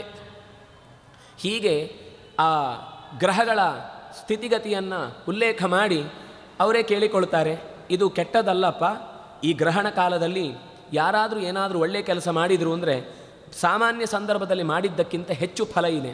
ಎಲ್ಲಿವರೆಗೆ ಅಂದರೆ ಆ ಗ್ರಹಣದ ಶುದ್ಧತೆಯನ್ನು ಹೇಳ್ತಾರೆ. ಅಂಥ ಸಂದರ್ಭದಲ್ಲಿ ಹೆಣ್ಣು ರಜಸ್ವಲೆಯಾಗಿದ್ದರೂ ಅಥವಾ ತಂದೆ ತಾಯಿಗಳು ತೀರಿಕೊಂಡ ಆಶೌಚದಲ್ಲಿ ಇದ್ದರೂ ಅವರಿಗೆ ಆ ಕಾಲದಲ್ಲಿ ಮೈಲಿಗೆ ಇಲ್ಲ. ಆ ಹೊತ್ತಿಗೆ ಸ್ನಾನ ಮಾಡಿ ಬಂದು ಯಾವುದೇ ತಮ್ಮ ಇಷ್ಟವಾದ ಮಂತ್ರವನ್ನು, ಸ್ತೋತ್ರವನ್ನು ಅಥವಾ ಒಳ್ಳೆಯ ಕೆಲಸವನ್ನು ನಾವು ಮಾಡುವುದರಲ್ಲಿ ತೊಡಗಿಕೊಂಡ್ರೆ ಯಾವುದೇ ರೀತಿಯಾದ ಅಶುಚಿ ಆ ಕಾಲದಲ್ಲಿ ಇಲ್ಲ. ಅದು ಮುಗಿದ ಮೇಲೆ ಮತ್ತೆ ಯಥಾ ಪ್ರಕಾರ ಮೊದಲಿನಂತೆ. ಹೀಗೆ ಇಷ್ಟು ಆ ಗ್ರಹಣದ ಕಾಲಕ್ಕೆ ಮಹತ್ವವನ್ನು ಕೊಡ್ತಾರೆ. ಎಲ್ಲಿವರೆಗೆ ಹೇಳ್ತಾರೆ ಅಂದರೆ, ಋಷಿಗಳು ಇಲ್ಲಿ ಅಕಸ್ಮಾತ್ ಬರೀ ಒಂದು 35 ನಿಮಿಷ ಗ್ರಹಣದ ಸ್ಪರ್ಶ ಮತ್ತು ಮೋಕ್ಷದ ಕಾಲ ಇದೆ ಅಂತ ಇಟ್ಕೊಳ್ಳಿ. ಇನ್ನೆಲ್ಲೋ ಉತ್ತರದ ಭಾಗದಲ್ಲಿ, ದೇಶದ ಆ ಈಶಾನ್ಯ ಭಾಗದಲ್ಲಿ 3 ಗಂಟೆ ಸಿಗುತ್ತೆ ಅಂತ ಇಟ್ಕೊಳ್ಳಿ. ಋಷಿಗಳು 2 ತಿಂಗಳು ಮೊದಲೇ ಅಲ್ಲಿಗೆ ಪ್ರಯಾಣ ಮಾಡ್ತಿದ್ರಂತೆ. ಯಾಕೆಂದರೆ ಈ 35 ನಿಮಿಷಕ್ಕಿಂತ 3 ಗಂಟೆ ಮುಖ್ಯ. ಅದಕ್ಕೋಸ್ಕರ ತಮ್ಮ ಎಲ್ಲ ಕೆಲಸಗಳನ್ನು ಬಿಟ್ಟು ಅಲ್ಲಿಗೆ ಹೋಗಿ ಅಲ್ಲಿ ತಪಸ್ಸು ಮಾಡಿ ತಮ್ಮ ಮಂತ್ರಗಳನ್ನು ಅಥವಾ ಜಪವನ್ನು ಮಾಡಿ ಮಂತ್ರಸಿದ್ಧಿಯನ್ನು ಪಡೀತಾ ಇದ್ರು ಅಂತ. ಅಂತಹ ಸುಂದರವಾದ ಒಂದು ಕಾಲವನ್ನು ಒದಗಿಸಿಕೊಡ್ಲಿಕ್ಕೋಸ್ಕರ ಈ ಸೂರ್ಯಚಂದ್ರರು ರಾಹುಕೇತುಗಳ ಘಟನೆ ನಡೆಯಿತು ಈ ಸಮುದ್ರ ಮಥನದ ಕಾಲದಲ್ಲಿ. ಈ ಕಾಲದಲ್ಲಿ ಹುಟ್ಟಿದ್ದು ಉಚ್ಚೈಶ್ರವಸ್ಸು. ಇಂತಹ ಒಂದು ಸುಂದರವಾದ ಮಥನ ಕಾಲದಲ್ಲಿ ಬಂದದ್ದು. ಇದು ಸಾಮಾನ್ಯ ಕುದುರೆ ಅಲ್ಲ, ಇದು ವಿಶಿಷ್ಟವಾದ ಕುದುರೆ ಅಂತ ಶೌನಕರಿಗೆ ಸೂತರು ಹೇಳಿ, ಕೊನೆಗೆ ತಾಯಿಯ ಶಾಪಕ್ಕೆ ಹೆದರಿ ಮರುದಿವಸ ಬೆಳಗ್ಗೆ ಆ ಸಮುದ್ರದ ತೀರಕ್ಕೆ ಯಥಾಪ್ರಕಾರ ಹಿಂದಿನ ದಿವಸ ಹೇಳಿದ ಹಾಗೆ ಹೋಗಿ ನಿಂತು ನೋಡ್ತಾ ಇದ್ದಾರೆ. ನೋಡಿದರೆ ಉಚ್ಚೈಶ್ರವಸ್ಸು ಹೋಗ್ತಾ ಇದೆ, ಅದರ ಬಾಲ ಕಪ್ಪಗಿದೆ. ಏನಿದು? ವಿನತೆಗೆ ತುಂಬ ಗಾಬರಿ ಆಯಿತು. ಸರಿ, ಪಂದ್ಯವನ್ನು ಒಪ್ಪಿಕೊಂಡ ಬಳಿಕ ಏನು ಮಾಡಲಿಕ್ಕಾಗೋದಿಲ್ಲ ಅಂತ ತೀರ್ಮಾನ ಮಾಡಿ ದಾಸಿ ಅಂತ ಒಪ್ಪಿಕೊಳ್ತಾಳೆ. ಅವತ್ತಿನಿಂದ ಶುರುವಾಯಿತು ಅವಳಿಗೆ ಮತ್ತಷ್ಟು ಕಷ್ಟಗಳ ಪರಂಪರೆ. ಅವಳು ವಿನತ ಆದ್ದರಿಂದಾಗಿ ಹಾರುವವಳು. ಈ ಮಕ್ಕಳೆಲ್ಲ ಅಂದರೆ ಕದ್ರುವಿನ ಮಕ್ಕಳು ಸರ್ಪಗಳೆಲ್ಲ ಸೇರಿಕೊಂಡು ಎಲ್ಲಿಯಾದರೂ ಹೋಗಬೇಕು ಅಂದರೆ ಅವಳನ್ನು ಕರೆಯುವುದು, ಅವಳ ಬೆನ್ನ ಮೇಲೆ ಕೂತ್ಕೊಳ್ಳೋದು, ಹಾರಿಕೊಂಡು ನಮ್ಮನ್ನು ಅಲ್ಲಿಗೆ ಮುಟ್ಟಿಸು ಅಂತ ಸರ್ವೀಸ್ ಪ್ರೊವೈಡರ್ ಆಗಿ ಇವಳನ್ನು ಚೆನ್ನಾಗಿ ಉಪಯೋಗಿಸ್ಕೊಳ್ತಾರೆ. ಎಲ್ಲೆಲ್ಲೆಲ್ಲೆಲ್ಲೋ ಹೋಗಿ ಬರ್ತಾರೆ. ದಾಸಿ ಆದ್ರಿಂದಾಗಿ ಏನೂ ಮಾತಾಡಲಿಕ್ಕಾಗದೆ ಕಶ್ಯಪರ ಹೆಂಡತಿಯಾಗಿದ್ದರೂ ಕೂಡ ಪಂದ್ಯದ ಸೋಲಿನ ಕರಾರಿನಂತೆ ಅನಿವಾರ್ಯವಾಗಿ ಸರ್ಪಗಳ ಸೇವೆಯನ್ನು ಮಾಡಿಕೊಳ್ತಾ ಬದುಕ್ತಾಳೆ. ಬಹಳ ದಿವಸ ಆಯಿತು. ಆ ಮೊಟ್ಟೆ ತಾನಾಗಿ ಒಂದು ದಿವಸ ಬೆಂಕಿಯ ಪ್ರಭೆಯನ್ನು ಹೊರಕ್ಕೆ ಸೂಸುತ್ತಾ ಆಕಾಶದ ಎತ್ತರಕ್ಕೆ ಬೆಳೆದು ನಿಂತಿತು. ಅದು ಏನು ಅಂದರೆ, ಜಗತ್ತಿನಲ್ಲಿ ಎಷ್ಟೆಷ್ಟು ಮೂಲೆಯ ಜಾಗಗಳಿವೆಯೋ ಸೂರ್ಯನೂ ಕೂಡ ಅಷ್ಟು ಬೆಳಗಲಿಲ್ಲ ಅಂತ ಹೇಳುತ್ತಾರೆ. ಅಷ್ಟು ಬೆಳಕಿನ ಪ್ರಭೆ. ಆದರೆ ಅದು ಕಣ್ಣು ಚುಚ್ಚುವಂಥದ್ದಲ್ಲ, ಮನಸ್ಸಿಗೆ ಸಜ್ಜನರಿಗೆ ಸಮಾಧಾನ ಕೊಡುವಂಥದ್ದು. ಈ ಬೆಳಕನ್ನು ನೋಡಿ ವಿನತೆಗೆ ತುಂಬ ಆನಂದ ಆಗುತ್ತೆ. ನಾನು ಇಷ್ಟು ದಾಸ್ಯವನ್ನು ಅನುಭವಿಸಿದರೂ ತೊಂದರೆ ಇಲ್ಲ, ಇಂಥ ಒಬ್ಬ ಒಳ್ಳೆಯ ಮಗನನ್ನು ಪಡೆದ್ನಲ್ವಾ ಅಂತ ಸಂತೋಷದಿಂದ ತಾಯಿತನದ ಸುಖವನ್ನು ಅನುಭವಿಸ್ತಾ ಅವನನ್ನು ಜೊತೆಗಿಟ್ಟುಕೊಂಡು ಓಡಾಡ್ತಾ ಇರ್ತಾಳೆ. ಮತ್ತೆ ಸಣ್ಣ ರೂಪವನ್ನು ಪಡೆದು ತಾಯಿಯ ಜೊತೆಗಿದ್ದಾಗ ಮತ್ತೊಂದು ದಿವಸ ಕದ್ರುವಿನ ಮಕ್ಕಳೆಲ್ಲ ಸೇರಿಕೊಂಡು ರಮಣಕ ದ್ವೀಪಕ್ಕೆ ನಮ್ಮನ್ನೆಲ್ಲ ಕರ್ಕೊಂಡು ಹೋಗು, ಅಲ್ಲಿ ವಿಹಾರ ಮಾಡಬೇಕು, ನಾವು ಅಲ್ಲಿರುವ ಬೇರೆ ಬೇರೆ ಕ್ರಿಮಿಕೀಟಗಳನ್ನೆಲ್ಲ ತಿನ್ನಲಿಕ್ಕಿದೆ, ಅವರದ್ದೇ ಆದ ಒಂದು ಪಾರ್ಟಿ ವಿಶೇಷ, ಅಲ್ಲಿಗೆ ಹೋಗಿ ನಾವು ಇಂಥ ಸುಖವನ್ನು ಪಡಬೇಕು ಅಂತ ಎಲ್ಲ ಹೀಗೆ ಹೇಳಿದಾಗ ಕೆಲವು ಒಪ್ಪಿಕೊಳ್ಳುವುದಿಲ್ಲ. ನಾವಲ್ಲಿ ಹೀಗೆ ಅನ್ಯಾಯ ಮಾಡುವುದು, ಮರಕ್ಕೆ ಹೋಗಿ ಕುಟ್ಟುವುದು, ಪ್ರಾಣಿಗಳಿಗೆ ಹೋಗಿ ಕಚ್ಚುವುದು, ಇದರಿಂದ ಅಲ್ಲೆಲ್ಲ ವಿಷಗಳ ಪ್ರಭಾವದಿಂದಾಗಿ ಎಲ್ಲ ಪ್ರಾಣಿಗಳು ಸಾಯ್ತಾ ಇರ್ತವೆ. ಗರುಡ ಇದನ್ನೆಲ್ಲ ನೋಡ್ತಾನೆ ಇರ್ತಾನೆ. ತಾಯಿ ಹೇಳಿದ ಮೇಲೆ ತಾಯಿಯ ಜೊತೆಗೆ ಅವನೂ ಕೂಡ ಹೊತ್ತುಕೊಂಡು ಆ ದ್ವೀಪಗಳಿಗೆ ಸರ್ಪಗಳನ್ನು ಕರೆದೊಯ್ತಾ ಇರ್ತಾನೆ. ಸ್ವಲ್ಪ ದಿವಸ ನೋಡಿ ನೋಡಿ ಅವನಿಗೆ ಸಾಕಾಗುತ್ತೆ. ಅಮ್ಮನನ್ನು ಒಂದು ದಿವಸ ಕೂಡಿಸಿ ಕೇಳ್ತಾನೆ, ಅಮ್ಮ, ಈ ಕೆಟ್ಟ ಪ್ರವೃತ್ತಿ ಇರುವಂತಹ ಈ ಸರ್ಪಗಳಿಗೆ ನಾವು ಯಾಕೆ ಸೇವೆ ಮಾಡಬೇಕು? ಏನು ಕಾರಣ ಇದು ನನಗೆ ಒಪ್ಕೊಳ್ಳಿಕ್ಕೆ ಸಾಧ್ಯವೇ ಇಲ್ಲ. ತಾಯಿ ಮೊದಲು ಹೇಳೋದಿಲ್ಲ, ಆದರೆ ಕೊನೆಗೆ ನಿಧಾನಕ್ಕೆ ಒಂದೊಂದೇ ವಿಚಾರಗಳು ಅಲ್ಲಲ್ಲಿ ಕಿವಿಗೆ ಬಿದ್ದು ಗೊತ್ತಾಗ್ತಾ ಬರುತ್ತೆ. ಇದರಲ್ಲಿ ಮೋಸವೂ ನಡೆದಿದೆ ಅಂತ ಗೊತ್ತಾಗುತ್ತೆ. ಹೀಗೆ ಗೊತ್ತಾಗದಾಗ ಕೋಪದಿಂದ ಹೊಡಿಲಿಕ್ಕೆ ಅಂತ ಗರುಡ ಹೋದಾಗ ಸರ್ಪಗಳಿಗೆ ತಡೀತಾನೆ. ಹೀಗೆ ಮಾಡಬೇಡ, ನೀನು ತಪ್ಪು, ನೀನು ಹೀಗೆ ಮಾಡಬಾರ್ದು, ನಾವು ಮಾತು ಕೊಟ್ಟಿದ್ದೇವೆ, ಮಾತಿನಿಂದ ದಾಸ್ಯವನ್ನು ಅನುಭವಿಸ್ತಾ ಇದ್ದೇನೆ. ಅವತ್ತು ಮತ್ತೆ ಎಲ್ಲಿಗೋ ಕರ್ಕೊಂಡು ಹೋಗಬೇಕಿರುತ್ತೆ. ಕರ್ಕೊಂಡು ಹೋಗುವಾಗ ಸ್ವಲ್ಪ ಬಹಳ ಎತ್ತರದ ದಾರಿಯಲ್ಲಿ ಕರ್ಕೊಂಡು ಹೋಗ್ತಾನೆ. ಹಾಗೆ ಎತ್ತರದ ದಾರಿಯಲ್ಲಿ ಕರ್ಕೊಂಡು ಹೋಗುವಾಗ ಸೂರ್ಯನ ಬೆಳಕು ಅದು ಜಾಸ್ತಿಯಾಗಿ ತಡ್ಕೊಳ್ಳಿಕ್ಕಾಗದೆ ಅವನ ಮೇಲೆ ಕೂತಿದ್ದ ಎಲ್ಲ ಸರ್ಪಗಳು ಮೂರ್ಛೆ ಬಿದ್ದು ಆ ದ್ವೀಪಕ್ಕೆ ಕೆಳಗೆ ಜಾರಿಕೊಳ್ತವೆ. ಕದ್ರುವಿಗೆ ಭಯ ಆಗುತ್ತೆ. ಅಯ್ಯೋ, ಮಕ್ಕಳನ್ನೆಲ್ಲ ಕಳ್ಕೊಳ್ಳೋದು ಅಂದರೆ ಏನರ್ಥ ಅಂತ ಯೋಚನೆ ಮಾಡಿ ಇಂದ್ರನನ್ನು ಸ್ತೋತ್ರ ಮಾಡ್ತಾಳೆ. ನೋಡಪ್ಪ, ಮಳೆ ಬರೆಸುವವನು ನೀನು. ಆ ಸ್ತೋತ್ರ ಬಹಳ ಚೆನ್ನಾಗಿದೆ. ಅದು ಇಂದ್ರನ ಸ್ತೋತ್ರವೂ ಹೌದು, ಉಪೇಂದ್ರನ ಸ್ತೋತ್ರವೂ ಹೌದು, ಪರಮಾತ್ಮನ ಸ್ತೋತ್ರವೂ ಹೌದು. ಆ ರೀತಿಯಾದ, ಯಾಕೆಂದರೆ ಇಂದ್ರ ಅದರ ಶಬ್ದದ ಅರ್ಥ ಏನು? ಎಲ್ಲ ಸಂಪತ್ತುಗಳ ಒಡೆಯ ಅಂತ. ಎಲ್ಲ ಸಂಪತ್ತುಗಳ ಒಡೆಯಾಗಿದ್ದರೆ ಸಮುದ್ರ ಮಥನ ಮಾಡಿ ಅಂತ ನಾರಾಯಣನ ಹತ್ರ ಯಾಕೆ ಬರಬೇಕಿತ್ತು? ಒಡೆತನ ಇದ್ದರೆ ದೈತ್ಯರಿಂದ ಕಳ್ಕೊಳ್ಬಾರ್ದಿತ್ತು. ಹಾಗಾದರೆ ಕೊಟ್ಟರೆ ಒಡೆತನ ಇದೆ, ಹಾಗಾಗಿ ಪಡೆದ ಒಡೆತನ ಇರೋದಾದ್ರಿಂದಾಗಿ ಅವನಿಗೆ ಇಂದ್ರ ಅಂತನೂ ಹೆಸರಿದೆ.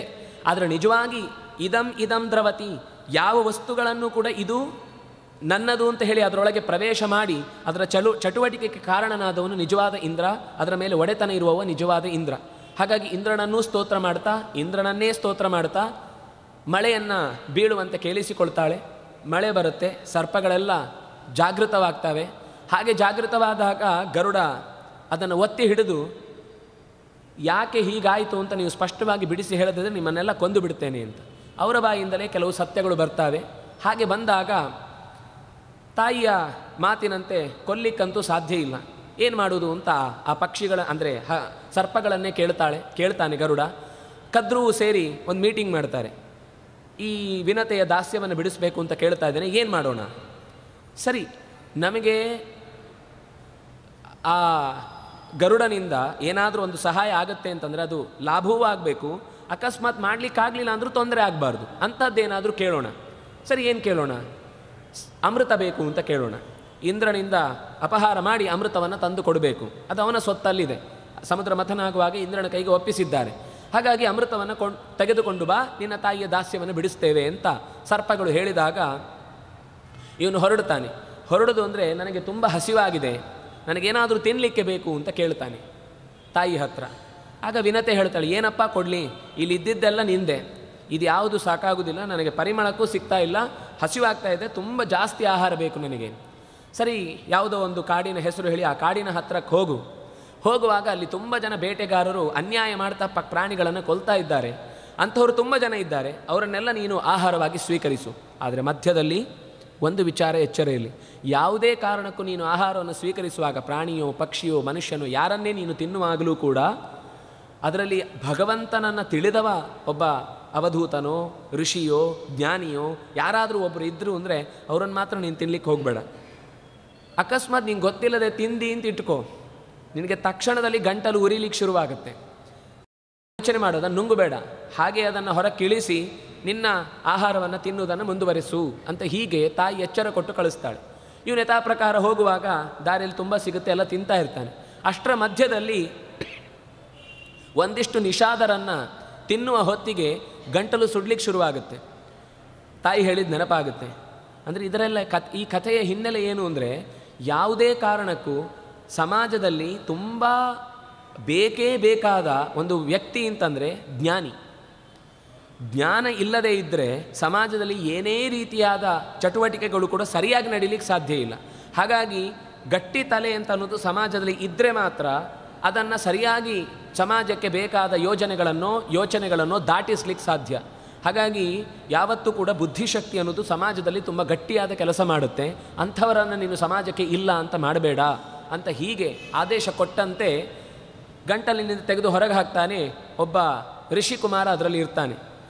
ಅವನು ಹೊರಕ್ಕೆ ಬಂದ ತಕ್ಷಣ ನನ್ನ ಹೆಂಡತಿಯು ಒಳಗೆ ಇದ್ದಾಳೆ, ಅವಳನ್ನು ಹೊರಗೆ ಕಳಿಸು ಅಂತ ಕೇಳ್ತಾನೆ.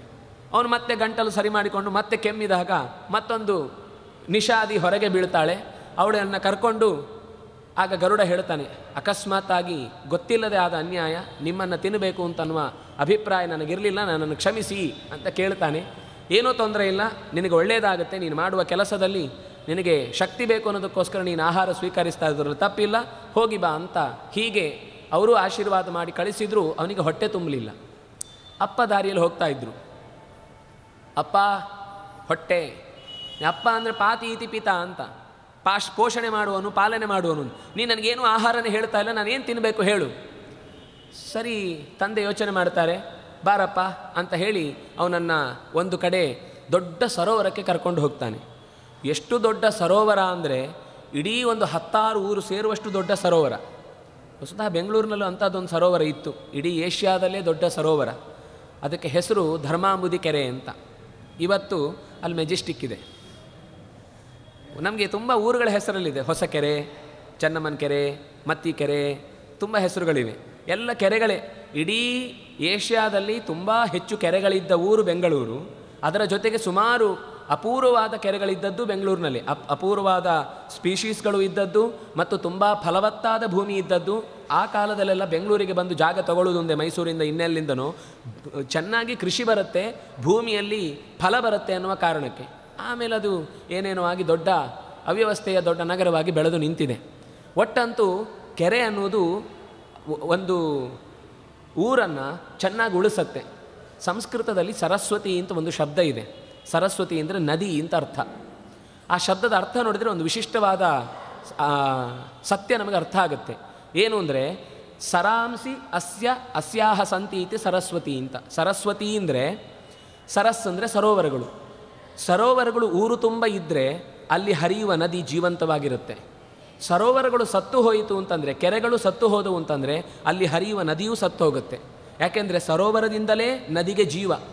ಅಲ್ಲೆಲ್ಲ ನೀರು ತುಂಬಿದರೆ ಮಾತ್ರ ಈ ನದಿಯಲ್ಲೂ ಹೊಸರು ಚೆನ್ನಾಗಿ ಬಂದು ನದಿ ಜೀವಂತವಾಗಿ ಚೆನ್ನಾಗಿ ಕೊಳೆಯನ್ನು ಕಳೆದುಕೊಂಡು ಬದುಕತ್ತೆ. ಎಲ್ಲಿ ಸರೋವರ ಹೋಗುತ್ತೋ ಸಹಜವಾಗಿ ಇದರ ಹೊಸರುಗಳು ನಾಶ ಆಗಿ ಮನುಷ್ಯ ಏನು ಮಾಡ್ತಾನೆ, ಸ್ವಲ್ಪ ಸ್ವಲ್ಪವೇ ಮಣ್ಣು ಹಾಕಿ ಒಂದು ಉದ್ಯಾನ ಅಂತ, ಆಮೇಲೆ ಅದಕ್ಕೆ ಕಾಂಪೌಂಡ್ ಹಾಕಿ ಅಲ್ಲೊಂದು ಬಸ್ ಸ್ಟ್ಯಾಂಡ್ ಮಾಡಿ, ಆಮೇಲೆ ಅಲ್ಲೊಂದು ಅಂಗಡಿ ಕಟ್ಟಿ, ಆಮೇಲೆ ಒಂದು ದೊಡ್ಡ ಅಪಾರ್ಟ್ಮೆಂಟ್ ಹಾಕಿ ಆ ಕೆರೆ ಹೆಸರೇ ಇಲ್ಲ ಅಂತ ಮಾಡಿಬಿಡ್ತಾನೆ. ಅಂದರೆ ವಸ್ತುತಃ ಕೆರೆ ಇರುವುದರಿಂದಲೇ ಇದು ಇವತ್ತು ಪರಿಸರ ಶಾಸ್ತ್ರವನ್ನು ಓದುವವರಿಗೆ ತುಂಬ ದೊಡ್ಡ ಸಬ್ಜೆಕ್ಟು, ನದಿ ಹೇಗಿರುತ್ತೆ ಅಂತ. ನಮ್ಮ ಪ್ರಾಚೀನರಿಗೆ ಸರಸ್ವತಿ ಅನ್ನುವ ಶಬ್ದದಿಂದಲೇ ಅದು ಪ್ರಕೃತಿಯಲ್ಲಿ ಸರೋವರಕ್ಕೂ ಕೆರೆಗಳಿಗೂ ನದಿಗೂ ಹೇಗೆ ಸಂಬಂಧ ಇದೆ ಅಂತ ಗೊತ್ತಾಗುವ ಒಂದು ಅಪೂರ್ವ ಕಲ್ಪನೆ. ಇದು ನೀವು ರಿವರ್ ಅಂದರೆ ಏನು ಗೊತ್ತಾಗಲ್ಲ. ರಿವರ್ ಅಂದರೆ ರಿವರ್ ಅಷ್ಟೇ. ಯಾಕೆ ರಿವರ್? ಅದಕ್ಕೆ ಹೆಸರು ಕೊಟ್ಟಾಗಿದೆ, ಮುಗಿದೋಯ್ತು. ಸಂಸ್ಕೃತದಲ್ಲಿ ನದಿ ಅನ್ನೋದಕ್ಕೆ ಎಷ್ಟು ಶಬ್ದ ಇದೆಯೋ ಅಷ್ಟೂ ಶಬ್ದವು ಅದರ ಒಳಗಿನ ಗುಣವನ್ನು ಹೇಳುತ್ತೆ. ಅದು ಯಾಕೆ ಬೇಕು, ಏನು ಅಗತ್ಯ, ಅದು ಯಾಕೆ ಹಾಗಿದೆ ಅನ್ನುವಂಥದ್ದು. ಅದರಿಂದಾಗಿ ಸಂಸ್ಕೃತವನ್ನು ಕಲಿಯುವುದು ತುಂಬ ಅಗತ್ಯ. ಕಲ್ತರೆ ನಮಗೆ ಪ್ರತಿಯೊಂದು ವಸ್ತುವಿನಲ್ಲಿರುವ ಗುಣಧರ್ಮಗಳು ಅರ್ಥ ಆಗುತ್ತೆ. ಜೊತೆಗೆ ನಾವು ಅದರ ಜೊತೆಗೆ ಹೇಗೆ ವ್ಯವಹಾರ ಮಾಡಬೇಕು ಅಂತ ಗೊತ್ತಾಗುತ್ತೆ. ಯಾವುದೇ ಸಂದರ್ಭದಲ್ಲೂ ಸಮಸ್ಯೆಯನ್ನು ಹೇಗೆ ಪರಿಹರಿಸಿಕೊಳ್ಬೇಕು ಅನ್ನುವ ಸೂತ್ರ ನಮ್ಗೆ ಅರ್ಥ ಆಗುತ್ತೆ.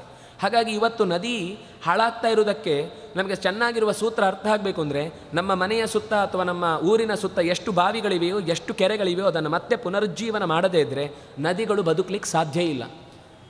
ಹೀಗೆ ಅಲ್ಲೊಂದು ದೊಡ್ಡ ಸರೋವರ ಇತ್ತು. ಆ ಸರೋವರಕ್ಕೆ ಕಶ್ಯಪ ಕರ್ಕೊಂಡು ಹೋದ. ಆ ಸರೋವರದ ಇಡೀ ಜಾಗವನ್ನು ವ್ಯಾಪಿಸಿಕೊಂಡ ಒಂದು ದೊಡ್ಡ ಆಮೆ ಇತ್ತು. ನಾವು ಸಿನಿಮಾದಲ್ಲಿ ನೋಡಿ ಸಂತೋಷ ಪಡ್ತೇವೆ, ಡೈನೋಸರು ಏನು ದೊಡ್ಡ ಬೆಟ್ಟದ ಆಕಾರದ್ದು ಅಂತ. ಭಾರತ ಸ್ಪಷ್ಟ ಹೇಳುತ್ತೆ, ಅದು 100 ಯೋಜನೆಗಳಷ್ಟು ದೊಡ್ಡದಾದ ಗಾತ್ರದ ಆಮೆ ಇನ್ನೊಂದು ಕಾಡಿನಲ್ಲೆಲ್ಲ ಒದ್ದಾಡಿ ಬೇರೆ ಪ್ರಾಣಿಗಳನ್ನೇ ಉಳಿಸದೇ ಇದ್ದ ಒಂದು ಆನೆ ಇತ್ತಂತೆ. ಈ ಆಮೆಗೂ ಸಿಕ್ಕಾಪಟ್ಟೆ ಜಗಳ ಅಂದರೆ ಆ ಇಡೀ ಕಾಡನ್ನು ಕ್ಷಣ ಮಾತ್ರದಲ್ಲಿ ಮರವನ್ನೆಲ್ಲ ಉರುಳಿಸಿ ಹಾಳು ಮಾಡ್ತಾ ಇತ್ತು. ಯಾವ ಗಿಡವೂ ನಾಳೆ ಚಿಗುರು ಬರಲಿಕ್ಕೆ ಸಾಧ್ಯ ಇಲ್ಲ, ಇದು ಓಡಾಡೋದು ನಾಶ ಮಾಡೋದು. ಕೆರೆಯಲ್ಲಿ ಇದ್ದ ಎಲ್ಲ ಉಳಿದ ಜೀವಜಾತಗಳನ್ನು ಈ ಆಮೆ ತನ್ನ ಕಿರುಚಾಟದಿಂದ ಒದ್ದಾಟದಿಂದ ಕೆಸರು ಎರಚಿ ಯಾವ ಪ್ರಾಣಿ ಪಕ್ಷಿಗಳನ್ನು ಹತ್ತಿರಕ್ಕೆ ಬರಲಿಕ್ಕೂ ಬಿಡ್ತಿರಲಿಲ್ಲ, ಅದರೊಳಗೆ ಮೀನುಗಳನ್ನು ಬದುಕಲಿಕ್ಕೂ ಬಿಡ್ತಾ ಇರಲಿಲ್ಲ. ಇಂಥ ಎರಡು ನಿರಂತರ ಎಷ್ಟೋ ವರ್ಷಗಳಿಂದ ಇದೆರಡರ ಜಗಳ ನಡೀತಾನೆ ಇತ್ತಂತೆ. ಈ ಜಗಳ ಮಾಡ್ತಾ ಇರುವುದರಿಂದಾಗಿ ಇದರ ಸುತ್ತ ಪರಿಸರದಲ್ಲಿರುವ ಎಲ್ಲ ಪ್ರಾಣಿಗಳಿಗೂ ಪಕ್ಷಿಗಳಿಗೂ ಗಿಡಗಳಿಗೂ ಮರಗಳಿಗೂ ತುಂಬ ಅನ್ಯಾಯ ಆಗಿದೆ. ಭೂಮಿಗೆ ಭಾರ, ಅನ್ನಕ್ಕೆ ದಂಡ, ಇವರಿಬ್ಬರನ್ನು ತಿಂದು ಬಿಡು, ನಿನಗೆ ಬೇಕಾದಷ್ಟು ಹೊಟ್ಟೆ ತುಂಬತ್ತೆ. ಯಾಕೆಂದರೆ ಇವರ ಗಾತ್ರವೇ ಅತ್ಯಂತ ಊರೂರು ವ್ಯಾಪಿಸಿದಷ್ಟು ದೊಡ್ಡ ಗಾತ್ರ. ಇದನ್ನು ತಿಂದರೆ ನಿನ್ನ ಹೊಟ್ಟೆ ತುಂಬತ್ತೆ, ಉಪಯೋಗ ಇಲ್ಲದವರನ್ನು ಯಾಕೆ ಭೂಮಿಯಲ್ಲಿ ಉಳಿಸ್ಬೇಕು, ತಿಂದುಬಿಡು ಅಂತ ಹೀಗೆ ಕಶ್ಯಪ ಹೇಳಿ ಹೋಗ್ತಾನೆ. ಹೇಳಿ ಹೋಗುವಾಗ ಅಪ್ಪನ ಹತ್ರ ಕೇಳ್ತಾನೆ, ಅಲ್ಲ ಅಪ್ಪ, ನೀನು ಹೇಳಿದ್ದು ಕರೆಕ್ಟು, ಆಹಾರವಾಗಿ ಅದನ್ನು ತಗೊಳ್ತೇನೆ, ಇವರಿಬ್ರು ಯಾಕೆ ಹೀಗೆ ಕಿತ್ತಾಡ್ತಾ ಇದ್ದಾರೆ, ಇದಕ್ಕೇನು ಕಾರಣ, ನನಗೆ ಇದಕ್ಕೊಂದು ಕತೆ ಬೇಕು, ಇದರ ಹಿನ್ನೆಲೆ ಏನು ಅಂತ ನನಗೆ ಗೊತ್ತಾಗಬೇಕು ಅಂತ ಹೀಗೆ ಹೇಳಿದಾಗ ಬಹಳ ಚೆನ್ನಾಗಿರೋ ಒಂದು ಮಾತು ಬರುತ್ತಲ್ಲಿ. ಸುಪ್ರತೀಕ ಮತ್ತು ವಿಭಾವಸು ಅಂತ ಇಬ್ಬರು ಅಣ್ಣ ತಮ್ಮಂದರು ತಮ್ಮ ತಂದೆಯಿಂದ ಬಂದ ಆಸ್ತಿಯನ್ನು ಜೊತೆಯಾಗಿ ನೋಡಿಕೊಂಡು ತುಂಬ ಜನ ಇರ್ತಾರೆ, ಎಲ್ಲರನ್ನೂ ಕೂಡು ಕುಟುಂಬದಲ್ಲಿ ವಾಸ ಮಾಡ್ತಾ ಇರ್ತಾರೆ. ಆದರೆ ಯಾವಾಗ ಒಂದು ಸರ್ತಿ ವಿಭಾವಸು ಅಣ್ಣನ ಹತ್ರ ನನಗೆ ಆಸ್ತಿ ಬೇಕು ಅಂತ ಕೇಳ್ತಾನೆ. ನೀವು ಎಲ್ಲದರಲ್ಲೂ ಪಾರ್ಶಾಲಿಟಿ ಮಾಡ್ತೀರಿ, ವಸ್ತುತಃ ಏನೂ ಪಾರ್ಶಾಲಿಟಿ ಇರಲ್ಲ. ಅವನಿಗೇನು ಅಂದರೆ ಜಾಸ್ತಿ ಸಿಗಬೇಕು, ನಾನೊಬ್ಬನೇ ನನ್ನ ಪಾಲಿನಲ್ಲಿ ತಿನ್ನಬೇಕು, ಎಲ್ಲೋ ಕಮ್ಮಿ ಆಯಿತು ಅಂದರೆ ನನ್ನದ್ರಲ್ಲಿ ಒಂಚೂರು ತೆಕ್ಕೊಡ್ಬೇಕಾಗಲಿ, ಅದು ಇಷ್ಟ ಇಲ್ಲ. ಹಾಗಾಗಿ ನನ್ನ ಪಾಲಿದ್ದೆಲ್ಲವೂ ನನಗೇ ಬರಬೇಕು ಅಂತ ಹೀಗೆ ಹಠಕ್ಕೆ ಬಿದ್ದು ಅಣ್ಣನ ಹತ್ರ ಜಗಳ ಮಾಡ್ತಾನೆ. ಜಗಳ ಮಾಡಿ ಏನಾದರೂ ಸರಿ ಆಸ್ತಿ ವಿಭಾಗ ಆಗಲೇಬೇಕು ಅಂತ. ಅಣ್ಣನಿಗೆ ವಸ್ತುತಃ ಬೇಡ ಅಂತ ಹೇಗಾದರೂ ಕನ್ವಿನ್ಸ್ ಮಾಡ್ಬೋದಿತ್ತು, ಆದರೆ ಜಗಳಕ್ಕೆ ಬೀಳ್ತಾನು. ಅವನು ಅಣ್ಣನಾಗಿ ಸಮಾಧಾನ ಮಾಡಬೇಕಿತ್ತು. ಅಥವಾ ಎಲ್ಲ ನೀನೇ ಇಟ್ಕೊಳ್ಳಪ್ಪ, ಆಸ್ತಿ ವಿಭಾಗ ಮಾಡೋದು ನನಗಿಷ್ಟ ಇಲ್ಲ ಅಂತ ರಾಮಚಂದ್ರನ ಹಾಗೆ ಭರತನಿಗೆ ಕೊಟ್ಟು ಹೋಗ್ಬೋದಿತ್ತು. ಹಾಗೆ ಹೋಗಲಿಲ್ಲ, ಅವನು ಹಠಕ್ಕೆ ಬಿದ್ದ, ಇಲ್ಲ ಕೊಡ್ಲಿಕ್ಕೆ ಸಾಧ್ಯ ಇಲ್ಲ, ಕೊಡಬೇಕು, ಕೊಡ್ಲಿಕ್ಕೆ ಸಾಧ್ಯ ಇಲ್ಲ, ಕೊಡಬೇಕು ಅಂತ. ಕೊನೆಗೆ ಅದು ಜಗಳ ತೀರ ಜಾಸ್ತಿ ಆಯಿತು. ಜಾಸ್ತಿ ಆಗಿ ಪರಸ್ಪರ ಇಬ್ಬರೂ ಶಪಿಸಿಕೊಳ್ತಾರೆ. ಸಮಾಧಾನ ಹೇಳಬೇಕಾದವರೇ ಇಬ್ಬರೂ ಪರಸ್ಪರ ಶಪಿಸಿಕೊಳ್ತಾರೆ. ನೀನು ಸುಮ್ಮನೆ ನನ್ನ ಹತ್ರ ತುಂಬ ಜಗಳ ಆಡ್ತಾ ಇದೆಯಲ್ವಾ, ಹಾಗಾಗಿ ನೀನು ಜಗಳಗಂಟವಾದ ಒಂದು ಆನೆಯಾಗು ಅಂತ ಶಪಿಸ್ತಾನೆ. ನೀನೇನು ಕಮ್ಮಿ ಇಲ್ಲ, ನೀನು ಒಂದು ಆಮೆಯಾಗು, ಭೂಮಿಯಲ್ಲಿ ನೀರಿನ ಒಳಗೆ ಬಿದ್ದುಕೊಂಡ ಈ ಜಡವಾದ ಪದಾರ್ಥದ ರೀತಿಯಲ್ಲಿರುವ ಆಮೆಯಾಗು ಅಂತ ಶಪಿಸ್ತಾನೆ. ಹೀಗೆ ಪರಸ್ಪರ ಶಾಪಿಸಿಕೊಂಡು ಶಾಪವನ್ನು ಕೊಟ್ಟಿಕೊಂಡು ಆಸೀದ್ ವಿಭಾವಸುರ್ನಾಮ ಮಹರ್ಷಿ ಕೋಪನೋ ಭೃಶಂ ಭ್ರಾತ ತಸ್ಯಾನುಜಾಸ್ಯಾಸೀತ್ ಸುಪ್ರತೀಕೋ ಮಹಾತಪಃ. ವಿಭಾವಸು ಮತ್ತು ಸುಪ್ರತೀಕ ಇಬ್ಬರೂ ಜಗಳವಾಡಿಕೊಂಡು ಶಾಪವನ್ನು ಕೊಟ್ಟುಕೊಂಡು ಹೀಗೆ ಆನೆಗಳಾಗಿ ಹುಟ್ಟಿದ್ರು. ಅವರಿಬ್ಬರು ಮಾತಾಡುವಾಗ ಒಂದು ಒಳ್ಳೆಯ ಮಾತು ಬರುತ್ತೆ. ವಿಭಾಗಂ ಬಹವೋ ಮೋಹಾತ್ ಕರ್ತುಮಿಚ್ಛಂತಿ ನಿತ್ಯಶಃ ತಥೋ ವಿಭಕ್ತಾಃ ಅನ್ಯೋನ್ಯಂ ನಾದ್ರಿಯಂತೆ ಅರ್ಥಮೋಹಿತಾಃ ತತಃ ಸ್ವಾರ್ಥಪರಾನ್ ಮೂಢಾನ್ ಪೃಥಗ್ಭೂತಾನ್ ಸ್ವಕೈರ್ಧನೈಃ ವಿದಿತ್ವಾ ಭೇದಯಂತ್ಯೇತಾನ್ ಅಮಿತ್ರಾಃ ಮಿತ್ರರೂಪಿಣಃ.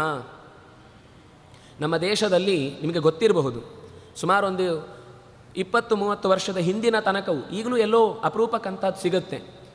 ಮನೆಯಲ್ಲಿ ಹಿರಿಯರೇ ಎಲ್ಲವನ್ನು ನೋಡಿಕೊಳ್ಳೋದು, ಉಳಿದವರೆಲ್ಲ ಅಣ್ಣ ತಮ್ಮಂದರು ಅಣ್ಣನಿಗೆ ಸಹಾಯ ಮಾಡಲಿಕ್ಕಿರುವುದು ಅಷ್ಟೇ. ಯಾವುದು ಆಸ್ತಿ ವಿಭಾಗ ಅನ್ನುವ ಕಲ್ಪನೆಯೇ ಇಲ್ಲ. ಒಂದು ಕೂಡು ಕುಟುಂಬ ಅಂದರೆ ಒಂದು ಮನೆಯಲ್ಲಿ ಸುಮಾರು 30-40 ಜನ, ಅಷ್ಟು ದೊಡ್ಡ ಮನೆ, ಅಷ್ಟು ತೋಟಗಳನ್ನು ನೋಡಿಕೊಳ್ಳಿಕ್ಕೆ ಒಂದಿಷ್ಟು ಜನ, ಹೊರಗಿನ ಊರಿನ ವ್ಯವಸ್ಥೆ ನೋಡಿಕೊಳ್ಳಿಕ್ಕೆ, ಮನೆಯ ವ್ಯವಸ್ಥೆ ನೋಡಿಕೊಳ್ಳಿಕ್ಕೆ, ಹೀಗೆ ಎಲ್ಲದಕ್ಕೂ ಒಂದು ಪರಸ್ಪರ ಸಹಕಾರದಿಂದ ಸುಖೀ ಜೀವನವನ್ನು ನಡೆಸುವಂತಹ ಒಂದು ವ್ಯವಸ್ಥೆ ಈ ದೇಶದಲ್ಲಿ ಇತ್ತು. ನಮಗೆ ಈ ದೇಶ ವಸ್ತುತಃ ಎಲ್ಲೋ ಒಂದೆರಡು ಕಡೆ ಜಗಳ ಆಗೋದಿದ್ದೇ ಇರುತ್ತೆ, ಆದರೆ ಅದು ತುಂಬ 100ಕ್ಕೆ 0.0111 ಅನ್ನುವ ಪ್ರಸಂಗದಲ್ಲಿ ಇದ್ದಂಥ ಘಟನೆಗಳಷ್ಟೇ. ಆದರೆ ನಿಧಾನಕ್ಕೆ ಆಮೇಲೆ ನಾವು ನಮ್ಮ ದೇಶವನ್ನು ಬಿಳಿಯರ ಕೈಗೆ ಕೊಟ್ಟು ಆಡಳಿತವನ್ನು ನಡೆಸಲಿಕ್ಕೆ ವ್ಯವಸ್ಥೆಯನ್ನು ಮಾಡಿದ ಮೇಲೆ ಅವರು ಕಾನೂನು ಶುರು ಮಾಡಿದರು. ವಸ್ತುತಃ ಈ ದೇಶದ ಕಾನೂನಲ್ಲ, ಪಾಲು ಮಾಡುವುದು ಅನ್ನೋದು ಈ ದೇಶದಲ್ಲಿ ಕಾನೂನೇ ಇಲ್ಲ. ತೀರ ಅನಿವಾರ್ಯವಾದ ಪ್ರಸಂಗ ಬೇರೆ ಕಡೆಗೆ ಹೋಗಬೇಕು ಅಂತ ಬಂದಾಗಲೂ ಅವನಿಗೆ ಕೊಡಬೇಕಾದ ಸಂಪತ್ತಿನ ಒಂದು ಮೊತ್ತದಲ್ಲಿ ದುಡ್ಡಿನ ರೂಪದಲ್ಲೋ ಅಥವಾ ಇನ್ನೆಲ್ಲೋ ಬೇರೆ ಕಡೆ ಇನ್ನೊಬ್ಬರ ಹತ್ರ ಕೊಡಬೇಕಾದನ್ನು ಕೊಡಿಸುವ ಹಾಗೆ ಕೊಡೋದು ಹೊರತು ಈ ಮನೆಯನ್ನು ಒಡೆಯುವ ಕಾರ್ಯಕ್ರಮ ಇಲ್ಲ, ಜಾಗವನ್ನು ವಿಭಾಗ ಮಾಡುವ ಕಾರ್ಯಕ್ರಮ ಇಲ್ಲ. ಆದರೆ ಆಮೇಲೆ ನಿಧಾನಕ್ಕೆ ಈ ಪರಿಸ್ಥಿತಿ ನಮಗೆ ಅಲ್ಲಿಯ ಕಾನ್ಸ್ಟಿಟ್ಯೂಷನ್ನೇ ಕಣ್ಣು ಮುಚ್ಚಿಕೊಂಡು ನಾವು ಒಪ್ಪಿಕೊಂಡೆವು. ಇವತ್ತಿಗೂ ಅದು ತಂದೆಯಿಂದ ಬಳುವಳಿಯಾಗಿ ಬಂದದ್ದೆಲ್ಲವೂ ಕೂಡ ಮಕ್ಕಳಿಗೂ ವಿಭಾಗ ಆಗಬೇಕು ಅಂತ ಅದೊಂದು ಸಾಮಾಜಿಕ ನಿಜವಾದ ಅಧಿಕೃತವಾದ ಕಾನೂನಾಗಿ ಬೆಳೆಯಿತು. ಅದರ ವಸ್ತುತಃ ಅದು ಅಲ್ಲ ಅಂತ ಅದಕ್ಕೆ ಅವರು ಹೇಳ್ತಾರೆ, ಏನಾಗುತ್ತೆ ಇದರಿಂದ? ತಥೋ ವಿಭಕ್ತಾನ್ ಅನ್ಯೋನ್ಯಂ, ಅವರಲ್ಲಿರುವ ಅನ್ಯೋನ್ಯತೆ ಹಾಳು ಮಾಡುತ್ತೆ, ಸಂಬಂಧಗಳು ನಾಶ ಆಗುತ್ತೆ, ಪರಸ್ಪರ ಸಹಕಾರ ಕೊಟ್ಟುಕೊಳ್ಳುವುದು ಇಲ್ಲ ಅಂದಾಗ ಕಷ್ಟಗಳು ಜಾಸ್ತಿ ಆಗುತ್ತೆ. ಇವತ್ತು ನಾವು ಗಮನಿಸ್ತೇವೆ, ಮನೆಯಲ್ಲಿ ಹಿರಿಯರು ಇಲ್ಲ ಅಂತನ್ನುವ ಕಾರಣಕ್ಕೆ ಇಬ್ಬರೂ ಚೆನ್ನಾಗಿ ಕೈ ತುಂಬ 5-5, 6-6 ಸಂಖ್ಯೆಯ ಸಂಪಾದನೆಯನ್ನು ಮಾಡ್ತಾ ಇದ್ದರೂ ಕೂಡ ಜಗಳ ಮಾಡಿ ಆತ್ಮಹತ್ಯೆಗೆ ಶರಣಾಗ್ತಾರೆ ಅಥವಾ ದೂರ ಆಗ್ತಾರೆ. ಯಾಕೆಂದರೆ ಮನೆಯಲ್ಲಿ ಕಷ್ಟಗಳು ಬಂದೇ ಬರುತ್ತೆ ಅಂತ ಹೇಳುವ ಒಬ್ಬರು ದೊಡ್ಡವರ ಮಾತು ಇಲ್ಲ ಅಲ್ಲಿ. ಅವರನ್ನು ವೃದ್ಧಾಶ್ರಮಕ್ಕೆ, ಮಕ್ಕಳನ್ನು ಕಿಂಡರ್ ಗಾರ್ಡನಿಗೆ, ಇವಳೆಲ್ಲೋ ಕೆಲಸಕ್ಕೆ, ಅವನೆಲ್ಲೋ ಕೆಲಸಕ್ಕೆ, ಪರಸ್ಪರ ಮುಖ ನೋಡೋದು ಯಾವತ್ತೋ ಒಂದು ತಿಂಗಳಿಗೊಮ್ಮೆ. ಕೊನೆಗೆ ಏನಾಗುತ್ತೆ, ಮಕ್ಕಳಿಗೆ ತಂದೆ ಯಾರು ಅಂತ ಗೊತ್ತೇ ಆಗೋದಿಲ್ಲ.